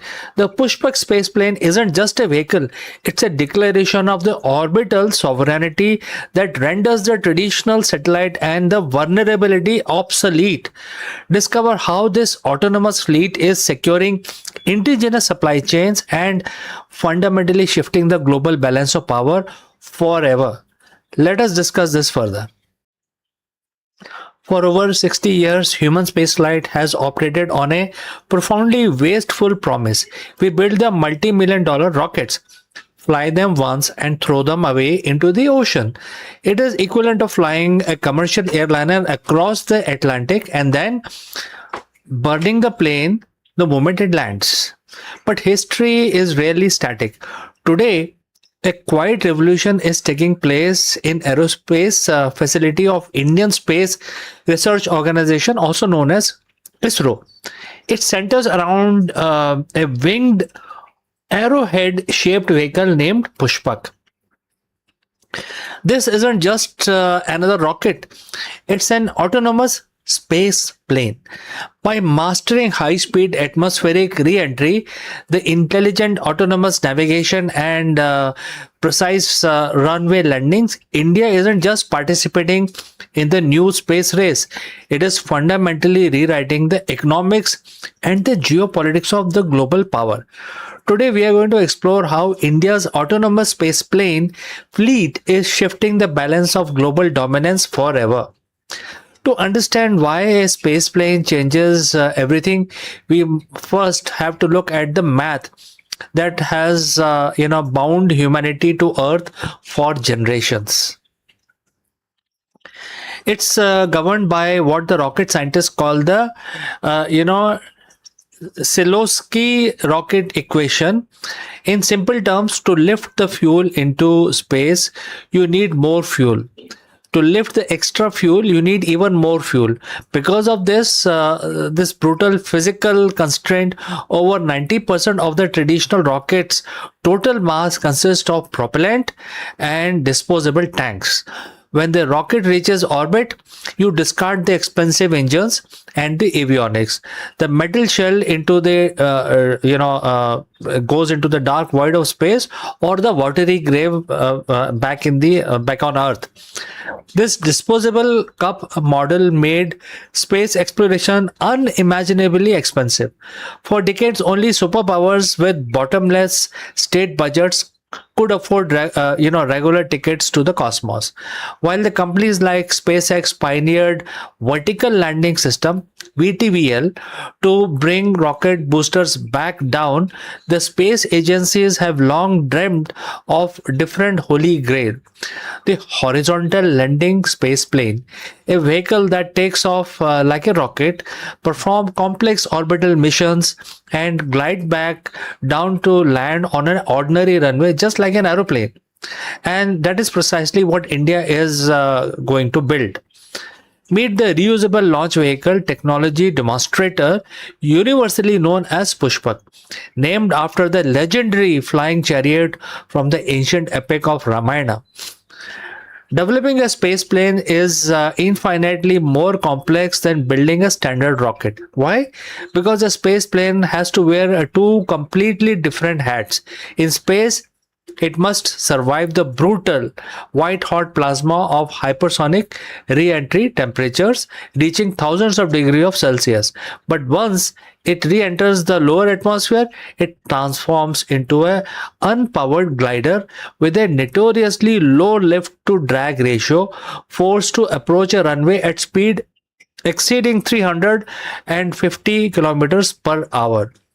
Over a series of meticulous flight tests known as LEX or landing experiments, ISRO achieved what few nations on Earth could dream of. What are these achievements? Mid-air release. An Indian Air Force Chinook helicopter carried the Pushpak prototype to an altitude of 4.5 kilometers and released it. Number two is the autonomous decision making. Without the single human pilot on board, Pushpak's onboard mission management computer took control. Number three, real-time corrections. The vehicle executed complex cross-range corrections maneuvers, adapting to the sudden wind vector and atmospheric shift on the fly. And number four is the precision touchdown. It glided down to center line accuracy on the runway, deploying a brake parachute and wheel steering to bring itself to a safe, controlled stop. This wasn't just a successful test, it was a masterclass in autonomous navigation guidance and control system, also known as NGC. India provided that to the world that it has the software, it has the indigenous sensors that could guide an unpowered space vehicle from the edge of the sky straight down to pinpoint landing without human intervention. The technology is fascinating, but economics dictate the geopolitics. By transitioning from the experimental demonstration to full operational integration, India's aerospace strategy is targeting a radical objective: slashing the cost of access to space by nearly 10 times. Right now, sending a kilogram of payload to low Earth orbit comes with a steep price tag. But when you introduce a fully reusable space plane fleet combined with heavy lift reusable vehicles, the next generation launch vehicles, which is NGLV, the internally designated as Project Surya, the entire financial model flips. Lower cost per kilogram, launch expensive plummet towards highly competitive global thresholds. And then there are other advantages like rapid turnaround. Unlike the traditional rocket that requires months of factory rebuilding, space planes are engineered for quick inspection, minimum refurbishment, and rapid reflight. Then there are other advantages also like commercial dominance. The global satellite operators, telecommunication giants, and Scientific institutions will naturally flock to the most cost effective and reliable launch providers. India is transforming space from elite scientific frontier into a high frequency commercial transportation network. This brings us to the core of the story, which is related to geopolitics. Space is no longer just a theater for peaceful science. It is the ultimate high ground of modern national security and global influence. Whoever controls the orbital lanes controls the global communication, intelligence, financial transactions, and battlefield awareness. The advent of Indian autonomous spaceplane fleet altered international dynamics in three profound ways. Number one, strategic autonomy and resilience. By relying on indigenous thermal protection material, local semiconductors, avionics, and homegrown guidance system, India's insulate its critical space infrastructure from foreign supply chain blockades or geopolitical coercions. Number two is responsive space capabilities. Traditional rocket launch require months of scheduling and preparation. A reusable runway launched on or runway landing spaceplane offers an unprecedented rapid response capability, allowing for the emergency replacement of damaged reconnaissance or communication satellite within hours of crisis. Number three is the blueprint for future mega projects. These technological building blocks directly fuels India's upcoming monumental goals, including establishment of Bharatiya Antariksh Station by 2035 and crewed lunar mission target of 2040. When a nation masters autonomous spaceplanes, it stops being a regional player and firmly establishes itself as a foundational player of the multipolar global leadership. From humble beginning, launching sound rockets from bicycle racks in coastal fishing villages, ISRO's journey has nothing short of extraordinary. The transition from unmanned tests to fully operational autonomous spaceplane fleet represent more than engineering triumph. It is a declaration of intent. It proves the future of space exploration will not be dictated solely by historical monopolies, but by nations that innovate with grit, precision, and relentless vision. As Pushpak prepares for its next grand leap into full orbital re-entry experiment, one reality is crystal clear. The space plane isn't just rewriting the rules of flight, it is rewriting the future of the global power. So, friends, what are your thoughts on India's rapid ascent in aerospace technology? Can autonomous space planes completely replace the traditional rockets sooner than we think? Let us know in the comments below. And if this deep dive gave you a new perspective on the cosmos, hit that like button, subscribe, and ring the notification bell for more breakdowns on technology and global power. Thanks for watching, and I will see you soon, very soon, in the next one.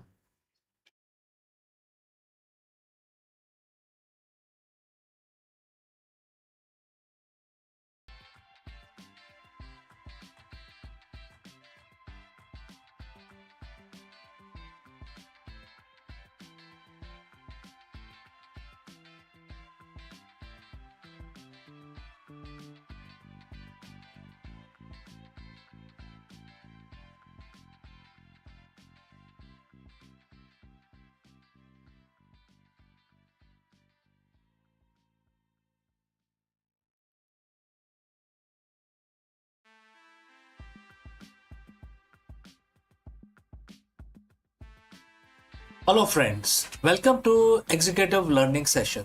In today's high pressure corporate world, CEOs are often obsessed with the quarterly reports. But what if focusing less on the result actually would lead to better performance? That's a very big and profound question. Therefore, today in this video, we break down the profound leadership wisdom of Bhagavad Gita. And we will also explore how it serves as a blueprint for the modern mindful executives. We explore the concept of karma yogi, a leader who performs their duty with intense focus and excellence without becoming slave to the result. So therefore, friends, stick around with this thought and let's explore this further. Picture this. It's 11 p.m. on a Sunday and you're starting working at a spreadsheet.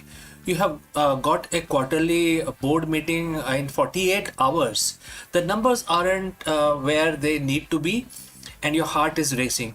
Your sleep is now non-existent and your identity, your very worth as a leader is tied entirely to the bottom right cell of the screen, right?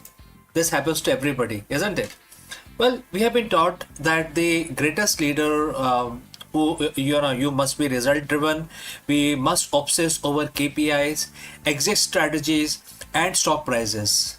But here is a paradox: the more tightly you grip the result, the more likely you are, likely to choke the process that creates it. Today, I want to share a piece of wisdom that is 7,000 years old, yet feels like it was written for this morning market volatility. It's from the Bhagavad Gita, chapter 6, first verse of chapter 6. It is a verse that redefines what it means to be a yogi and by extension what it means to be a leader. So friends, if you have reached this far, please inform us from which city you have tuned in and in which language you are watching this video. This will help us determine the reach of our channel. Let's proceed further. So now let's look at the verse. Quote starts: a true yogi or a true renunciant is the one who performs his duty renouncing attachment to result, and not one who abandons work or the sacrificial fire. Quote close. Now, when we hear the word yogi or renunciant, we think of someone sitting on a mountain far away from emails and supply chain issues. But Bhagwan Krishna says something radical here.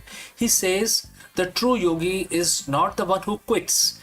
It's the one who stopped doing the work. It's also not that. In business context, Krishna is saying you don't have to quit your job to find peace. You don't have to stop being ambitious. The sacrificial fire for CEO is the office, the factory, and the boardroom. The distinction isn't whether you work, it's how you relate to outcome of what works, etc. So what is the result paradox? So when we attach to the result, we operate from a place of fear. Fear of failure, fear of loss, fear of looking bad. When the brain is in the fear mode, the prefrontal cortex, the part of your brain responsible for high level strategy and innovation, shuts down. Attachment creates tunnel vision. You become so focused on the win that you miss the ethical red flags or the innovative pivot that could have saved your company. Attachment creates fragility. If your happiness depends on the green KPI, a red KPI will shatter your confidence completely. So Gita suggests a better way.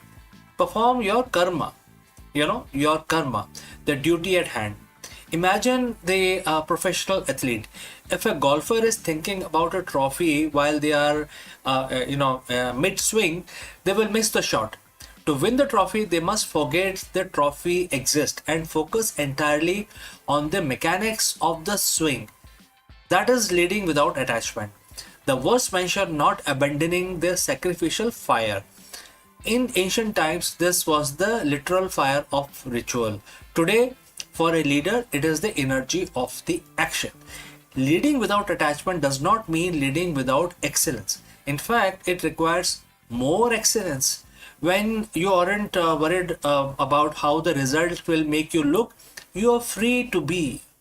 There are several things you are free to be. First is bold, because you aren't afraid of the fallout. Second is the present, because you aren't living in the future quarter. And third is the objective, because you see the data for what it is, not what you want it to be. A true CEO, which is yogi, performs their duty because it is the right thing to do, not because it means something to, earn your bonus, etc. They treat their company as a sacrifice, a contribution to the world.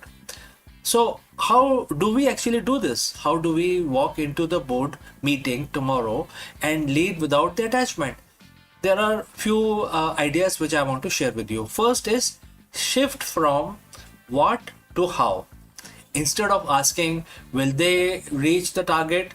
Ask, are we executing this with the highest level of integrity and skill?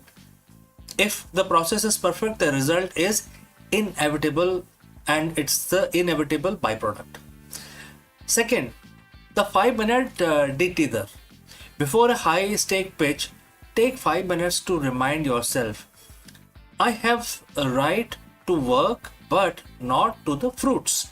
Tell yourself that your value as a human being is independent of this deal. Watch how much more charismatic and calm you would become before you get into the meeting. Now, the third idea is reward effort, not just outcome. So, as a leader, stop only celebrating the wins. Start celebrating the karma as well.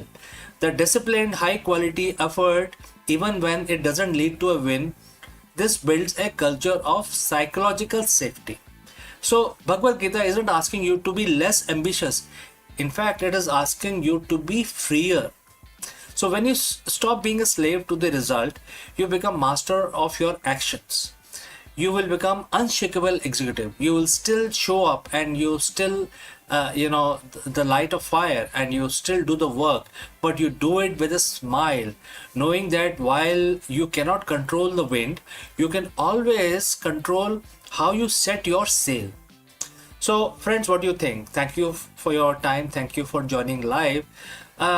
Let's go back to the fire and do the work.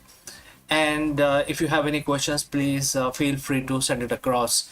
Before I wind up this session, a word about our affiliate partner. Stop settling for a good enough video. If your built-in laptop camera looks like a grainy mess, it is time for an upgrade. Want to instantly level up your video presence? I like to present the Lenovo Performance FHD webcam. This is a game changer for your desktop setup. Technically, this is packed. It has a very sensitive RGB sensor, very crisp photographs it takes. Also comes with 2 microphones on board, which helps you to record very clear voice in stereophonic format. And these microphones are very sensitive. You can actually move away from the camera up to 2 meters, and these microphones will pick up your voice without any problem. This is a very strong piece. This is very sturdy. Comes with tripod ready. Comes with a very long leash, so it gives you a lot of flexibility to place the webcam wherever you want to keep in your studio. And also it has a swivel base, which is also very handy. So if you want to basically level up your game and you want to pick up this camera at a discount, please click on the link here or scan the QR code. Now let's get back to our video.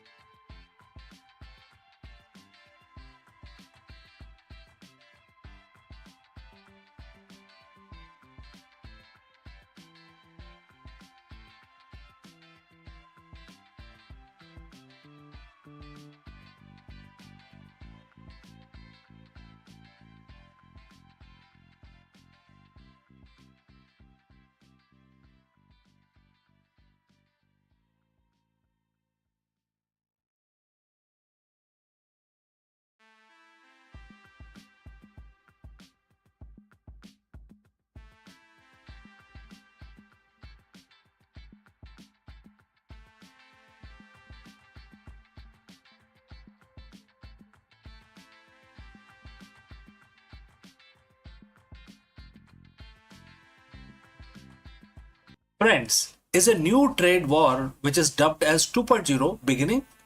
As the US radically rewrites its global tariff rules, India is launching a high stake diplomatic mission to Washington, D.C. And therefore, in this video, we dive deep into why an Indian delegation led by Chief Negotiator Mr. Darpan Jain is rushing to US capital on April 20th, 2026 to save a $1 billion trade deal. So, what is happening now? Well, the trade landscape between the world's two largest democracies has shifted overnight following a landmark US Supreme Court ruling that limited the president's emergency tariff powers. The Trump administration has introduced a new 10 to 15% global surcharge under Section 122 of the Trade Act. Now, this move has effectively reset the 18% tariff framework India and US agreed upon during the early February 2026. Now, India is fighting to maintain its competitive edge as other global players face the same flat rate. Let us discuss this further.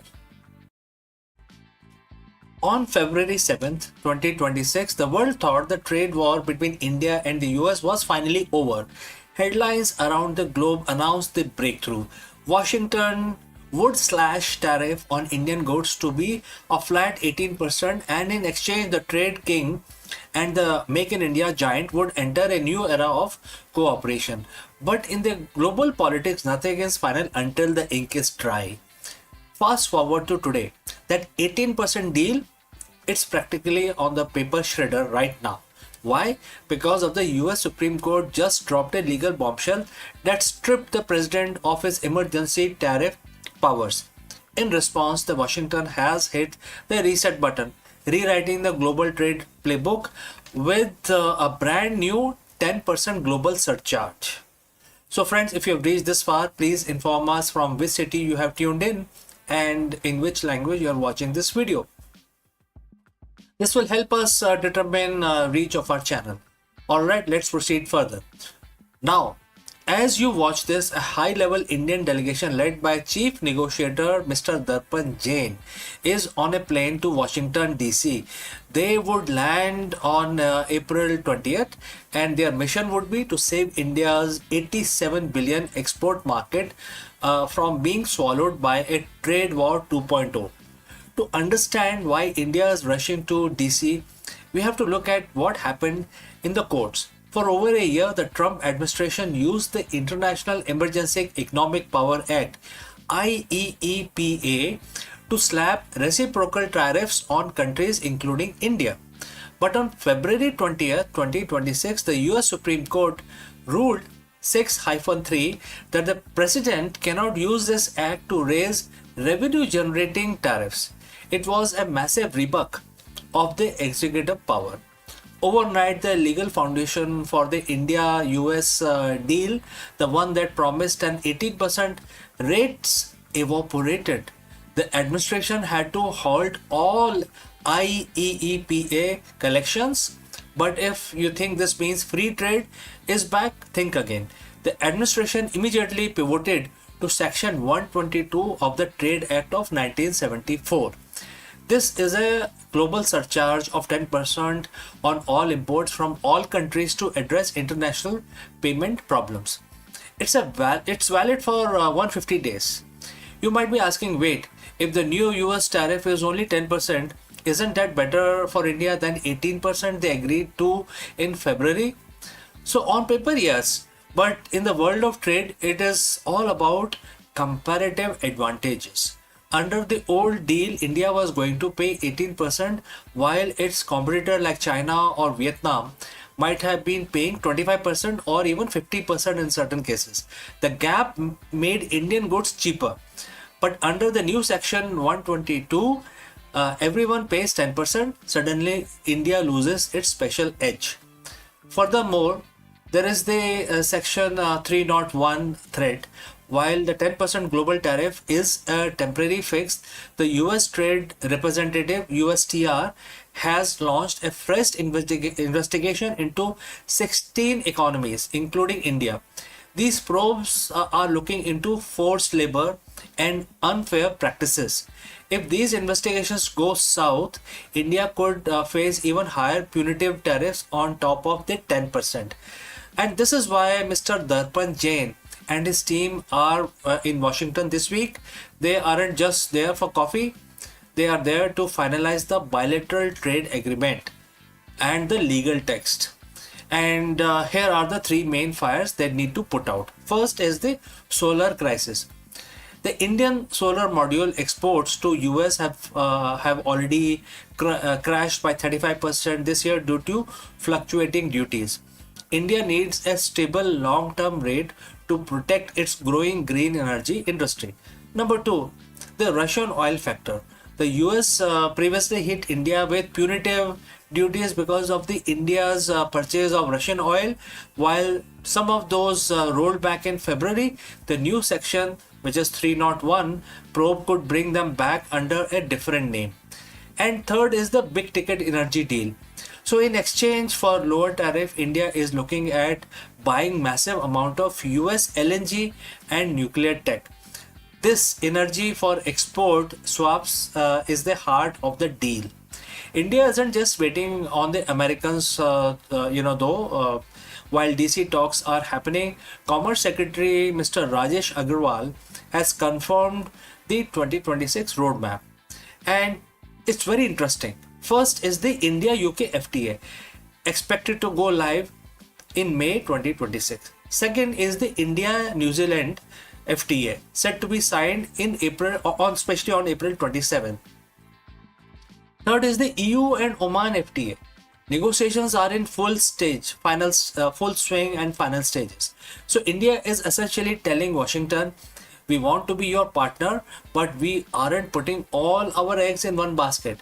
With the trade deficit between the two nations narrowing down to 34 billion from 40 billion last year, India has some leverage, but the US is playing the hardball.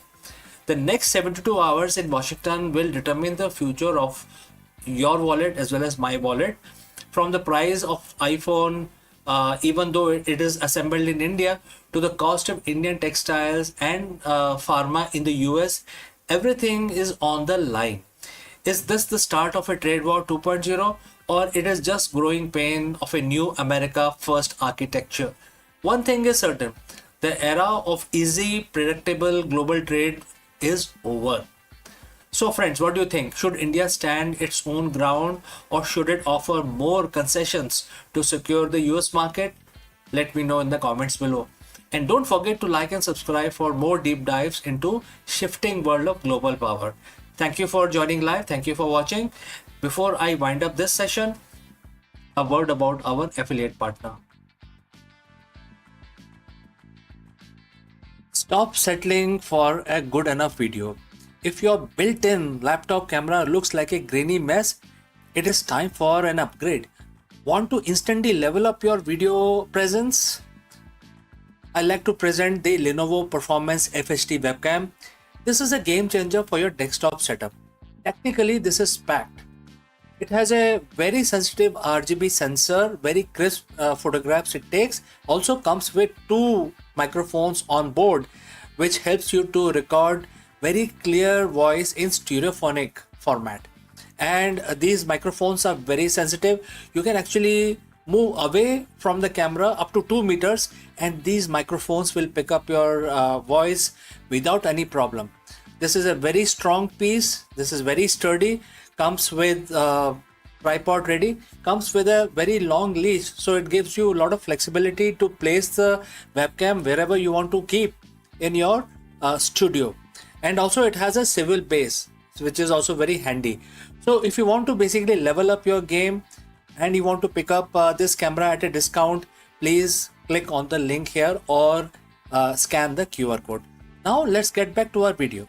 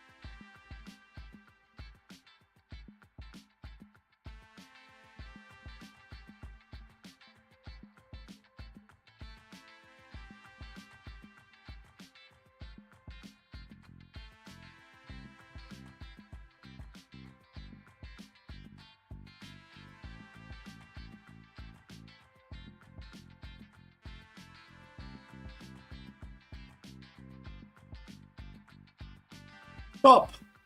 Before you hit the delete channel button or give up on your next upload, you need to watch this. Most creators quit YouTube exactly 3 feet from the gold. They see flat lines in their analytics and assume they are failing. But in reality, they are simply in a ghost phase, the period where the algorithm tests your consistency and your skills are being sharpened for the big break. In this video, we dive deep into the psychology of the content creation and why zero views might actually be your biggest competitive advantage. How? Let us discuss this further. You are checking your phone again. It's been 3 hours since you uploaded your latest video and the one you spent all weekend editing. You have refreshed the studio app 10 times and the number hasn't budged. 4 views, 2 of which were probably you. The thought starts creeping in. Is this even worth it? You see other creators blowing up overnight and you feel like you are shouting into a void. You are ready already to quit, but before you hit that delete channel button, I need you to understand one thing. You aren't failing. You are actually in the most important phase of your journey. Most creators quit exactly 3 feet from the goal. Today I'm going to show you why nobody is watching is actually your secret weapon and why your biggest breakthrough is like hidden right behind the urge to give up. Let's dive in. But before, if you have reached this far, please inform us from which city you have tuned in and in which language you are watching this video.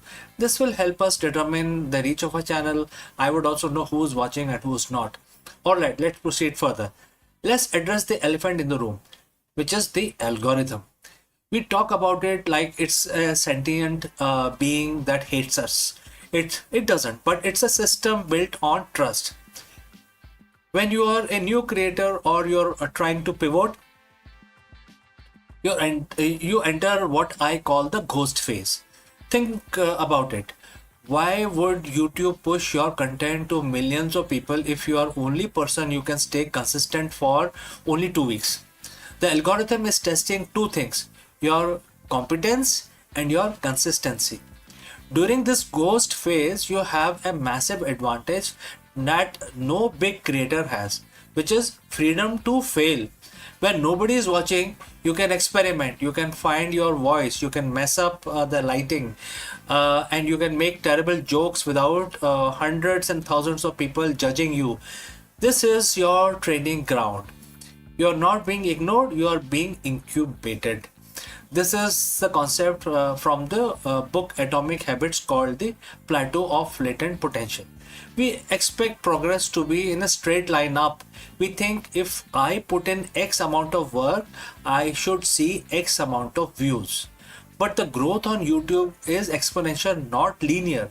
You spend months, maybe years working in the valley of disappointment, and this is where you are putting in the work, but the result aren't showing yet. You are building the foundation.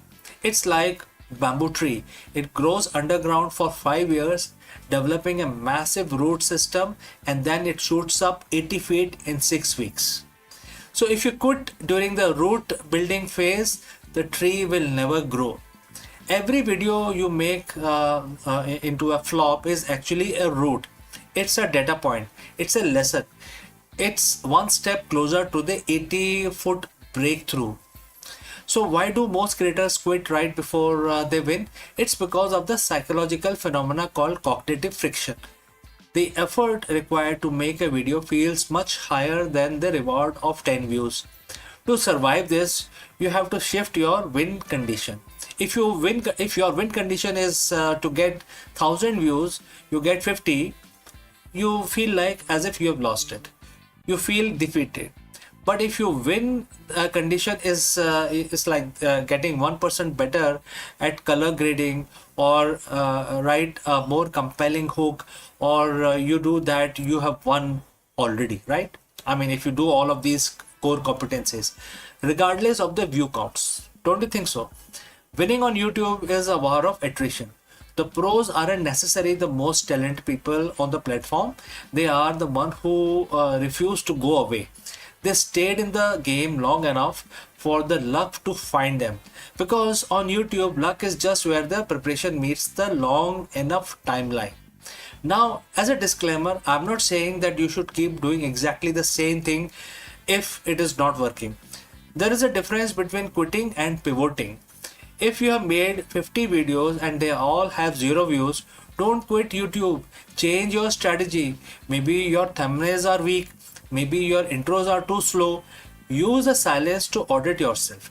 When nobody is watching, you have the lowest stakes possible to reinvent yourself. Don't you think so? So ask yourself, am I making content for me, or am I making content that solves a problem or provide value for someone else? Once you align your passion with audience's need, the nobody watching problem starts to disappear. The hardest part of YouTube isn't the editing or the SEO. It is the mental game. It is showing up on Tuesday morning to film a video when your last 3 uploads tanked. But remember this, every major creator you admire today, from Mr. Beast to MKBHD, had a period where they were talking, making videos, but generating 0 interest, 0 views. They felt exactly how you feel right now. The only difference between them and millions of abandoned channels is that they decided to post one more time. Your breakout video is already in your head. It's coming. It's going to come. Definitely. But you can't find it cannot find you if you weren't there to upload it, right? So don't quit. Just get 1% better today.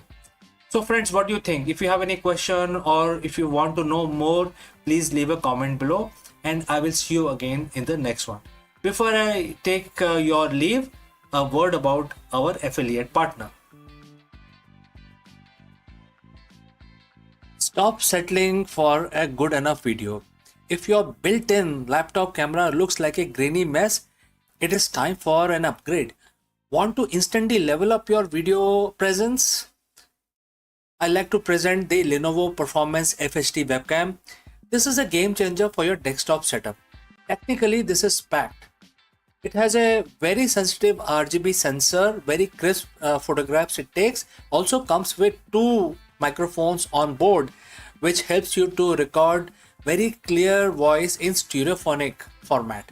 And these microphones are very sensitive. You can actually move away from the camera up to 2 meters and these microphones will pick up your voice without any problem. This is a very strong piece. This is very sturdy. Comes with tripod ready. Comes with a very long leash, so it gives you a lot of flexibility to place the webcam wherever you want to keep in your studio. And also it has a swivel base, which is also very handy. So if you want to basically level up your game and you want to pick up this camera at a discount, please click on the link here or scan the QR code. Now let's get back to our video.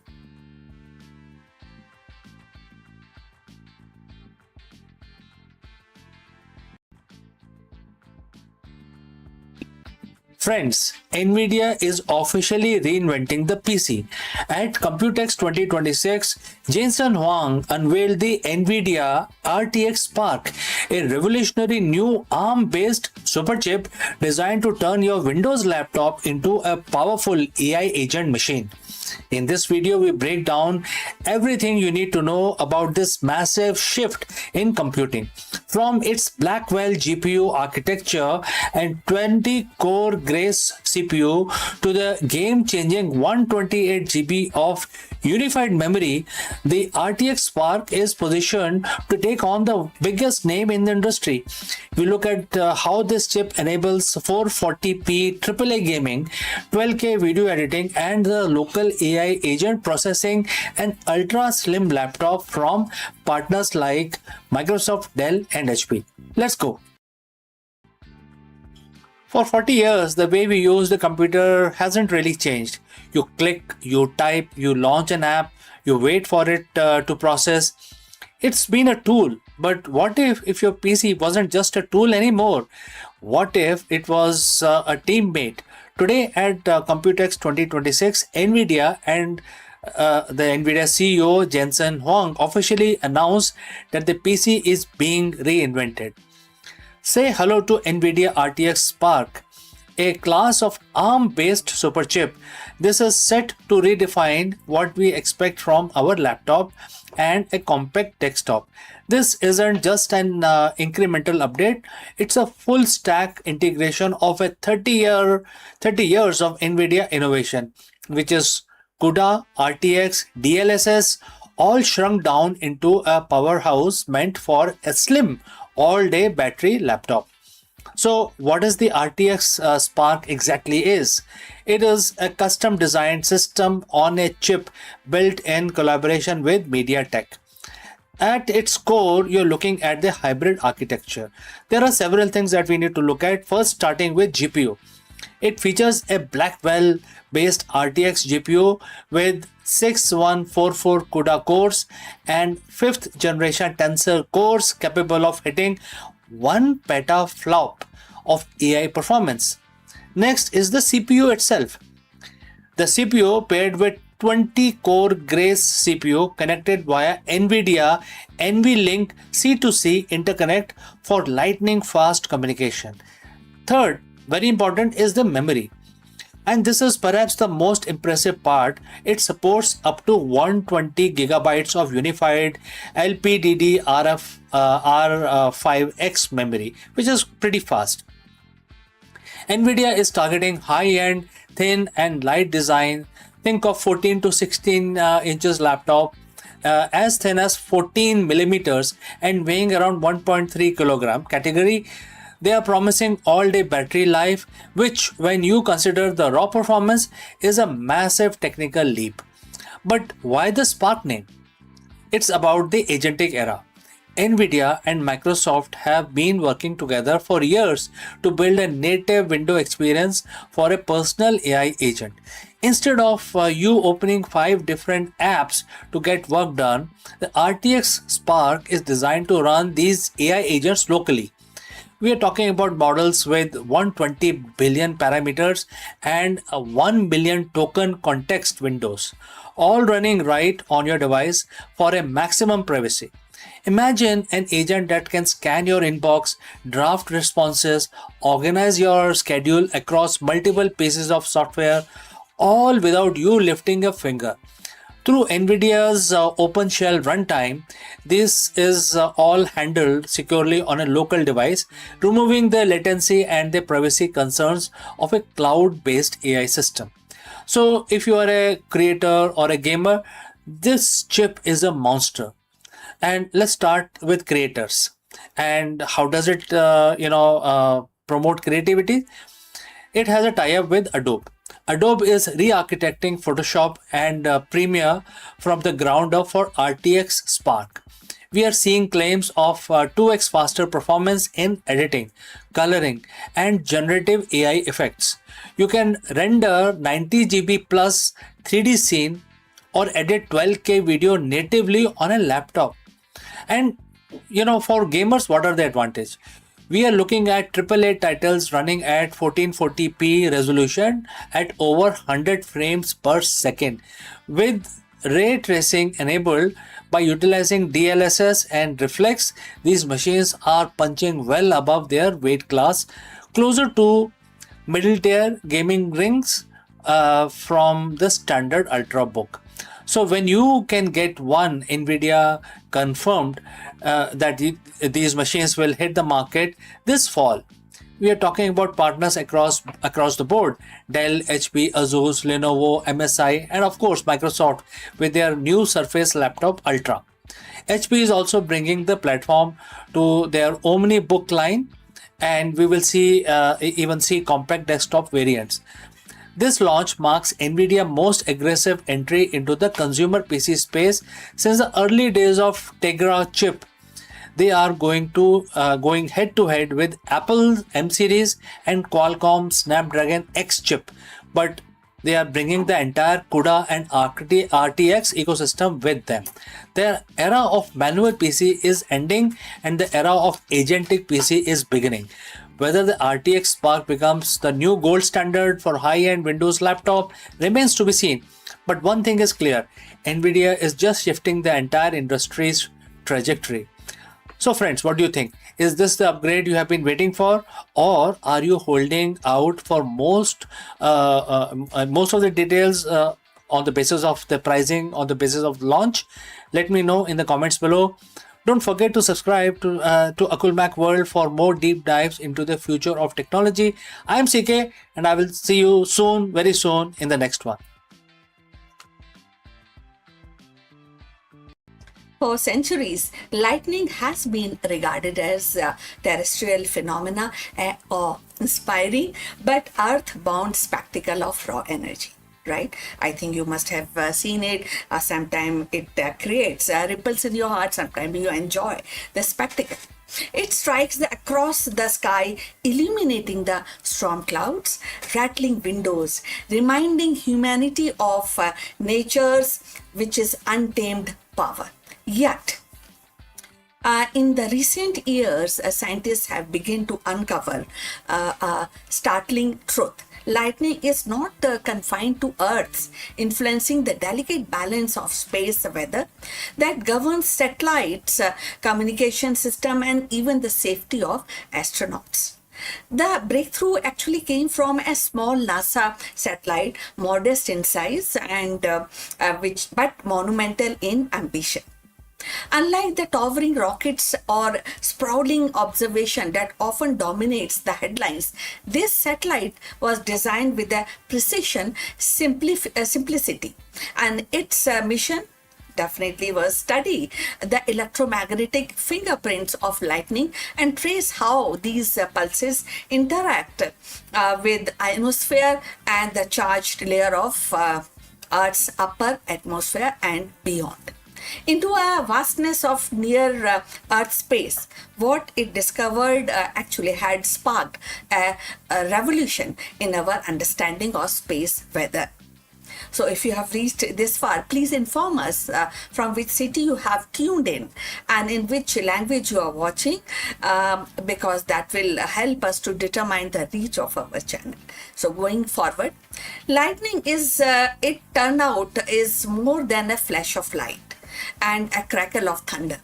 Each bolt sends electromagnetic waves and racing upwards, piercing the ionosphere like invisible arrow. And this wave, known as whistlers for these airy and descending tones, when captured by radio receivers, can travel thousands of kilometers along the Earth's magnetic field lines, and in doing so they disturb the charged particles and alter radiation belts and create a cascading effect that ripple through the space environment. For decades, space weather was thought to be driven primarily by solar activity, the flares, the coronal mass ejections, the solar winds that actually enters or disturbs the Earth's magnetosphere. While the sun remains the dominant force, lightning has now emerged as a hidden partner in its cosmic dance. So, as NASA satellite revealed that the terrestrial storm contribute to the fluctuation in radiation level around the Earth, subtly shapes the condition faced by satellites and spacecraft. In essence, every thunderstorm is a participation in the grand theater of space weather. So thus implication was profound. Communication network and GPS system and power grid all actually are kind of forced, kind of have a very soft softness to the space weather disruption. So by recognizing lightning role, the scientists can redefine predictive model and offering more accurate warning to industries and governments.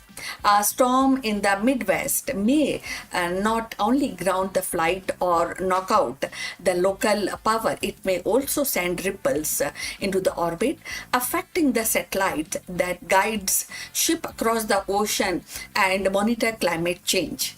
So, beyond the practical, there is a poetic resonance to this discovery. So, lightning, along a symbol of divine wrath or a natural chaos, is now revealed as a bridge between earth and space. It connects the terrestrial and celestial, reminding us that the boundaries are imagined between the sky and cosmos, and that these are porous. So the flash that terrifies a child at night or inspire a poet verses is also a signal in the grand circuitry of the universe. And this revolution actually made lot of difference, you know. So and this revolution is not merely scientific, it is also cultural. By reframing lightning as a space weather agent, humanity is inviting to see storm differently. So they are also isolated tempest, but nodes in the planetary system that extend the outward to the stars. The small NASA satellite has given us a new lens, one that transforms every thundercloud into a participant in the cosmic dynamics. So as recent research actually continues, we may find that lightning holds further secrets, perhaps influencing auroras, perhaps interacting with the cosmos rays, or perhaps even shaping the long-term evolution of Earth's magnetosphere. So what is certain is that the spark has been lit and a revolution is underway, one that begins with a flash in the sky and extends into the infinite expanse of space. So we have come to the end. Thanks for watching.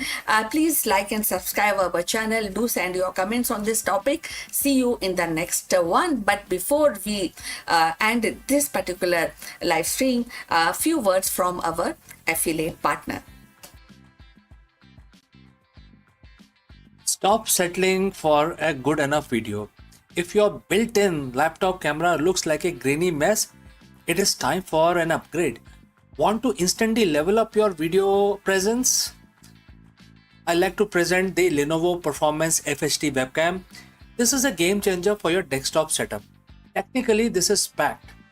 It has a very sensitive RGB sensor, very crisp photographs it takes. Also comes with two microphones on board, which helps you to record very clear voice in stereophonic format. And these microphones are very sensitive. You can actually move away from the camera up to 2 meters and these microphones will pick up your voice without any problem. This is a very strong piece. This is very sturdy. Comes with tripod ready, comes with a very long leash, so it gives you a lot of flexibility to place the webcam wherever you want to keep in your studio. And also it has a swivel base, which is also very handy. So if you want to basically level up your game and you want to pick up this camera at a discount, please click on the link here or scan the QR code. Now let's get back to our video.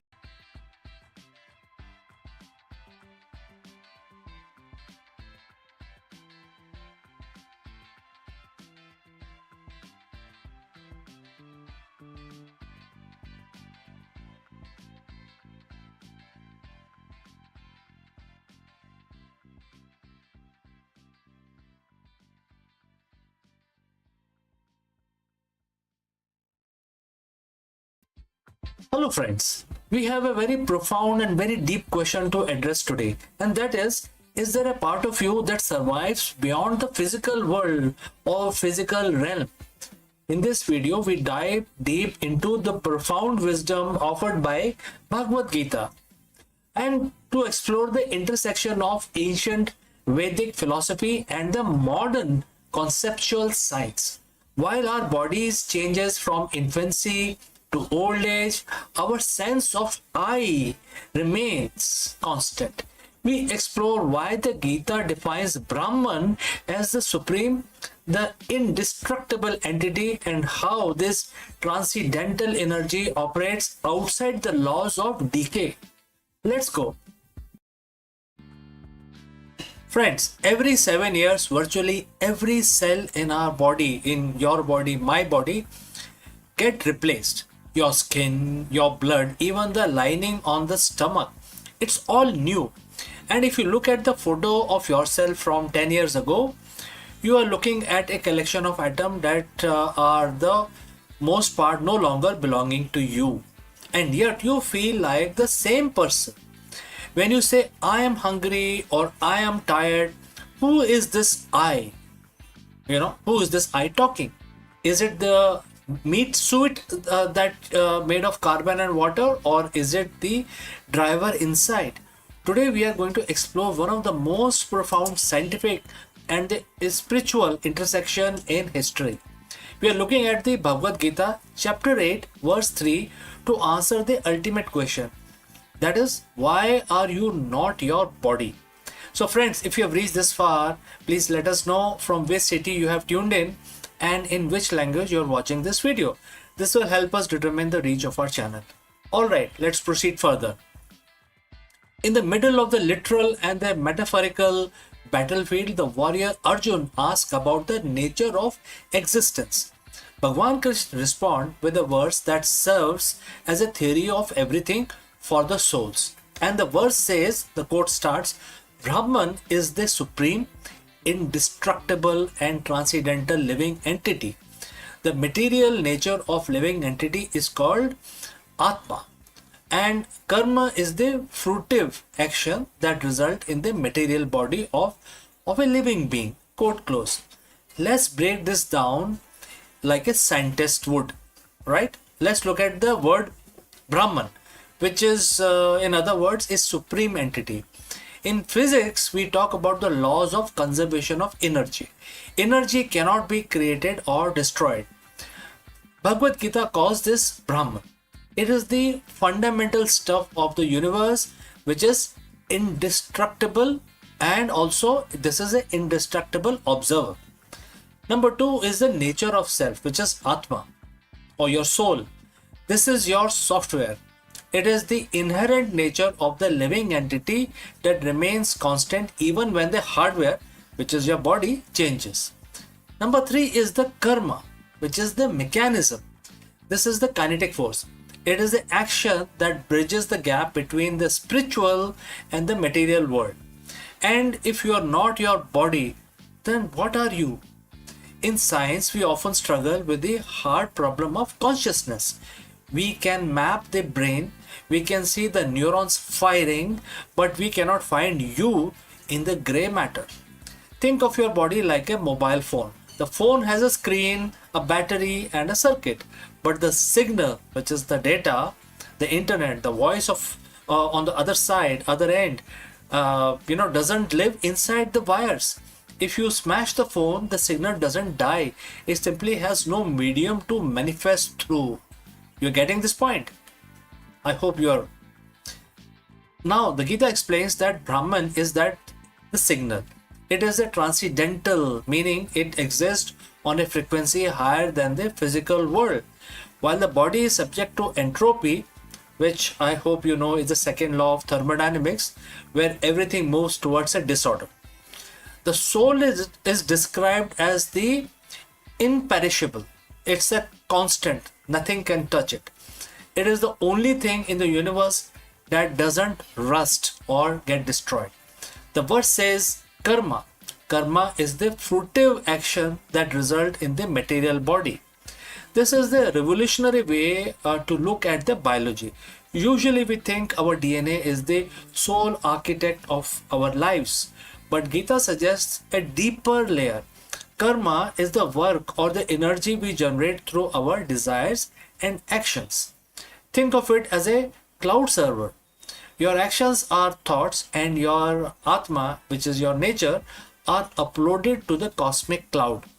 When your current device, which is your body, wears out, the data that karma determines the specifications of your next device, basically. So based on karma, you will get into a new body. I think this is common sense, right? So because of the theory of reincarnation.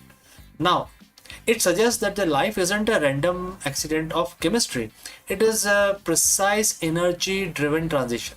If you aren't a body having a spiritual experience, you are a spiritual energy field currently wearing a biological suit to interact with the physical world.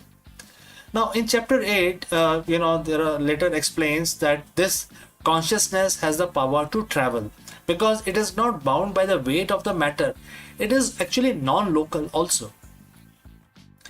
In quantum physics, we see entanglement where particle affects each other across the vast distances instantly. The Gita suggests that your consciousness is the ultimate quantum particle. At the moment of death, the indestructible living entity carries its predetermined positions and its data to its next destination as easily as the wind carries a scent from its source. So this isn't just an ancient sermon or mysticism. It is a description of high energy state of being. You are an eternal entity currently localized in a physical point in time, but your nature, which is Atma, is limitless. So why does this matter? When you realize you're not your body, the fear of the end vanishes. You stop being the broken screen and start identifying as an indestructible signal. As chapter 8 and verse 3 remind us, you are the Brahman, you are the supreme, you are the transcendental, and you are indestructible. The body is just a story your karma is currently telling you.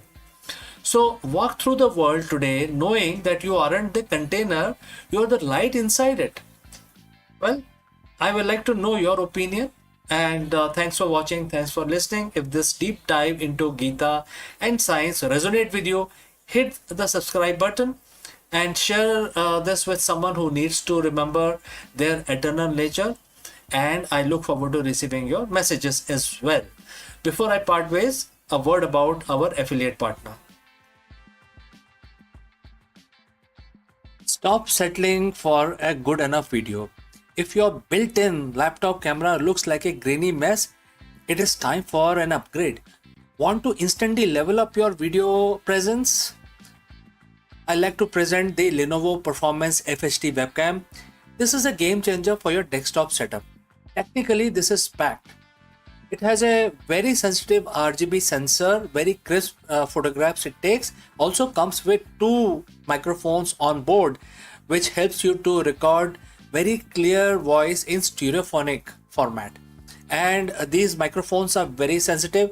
You can actually move away from the camera up to 2 meters and these microphones will pick up your voice without any problem.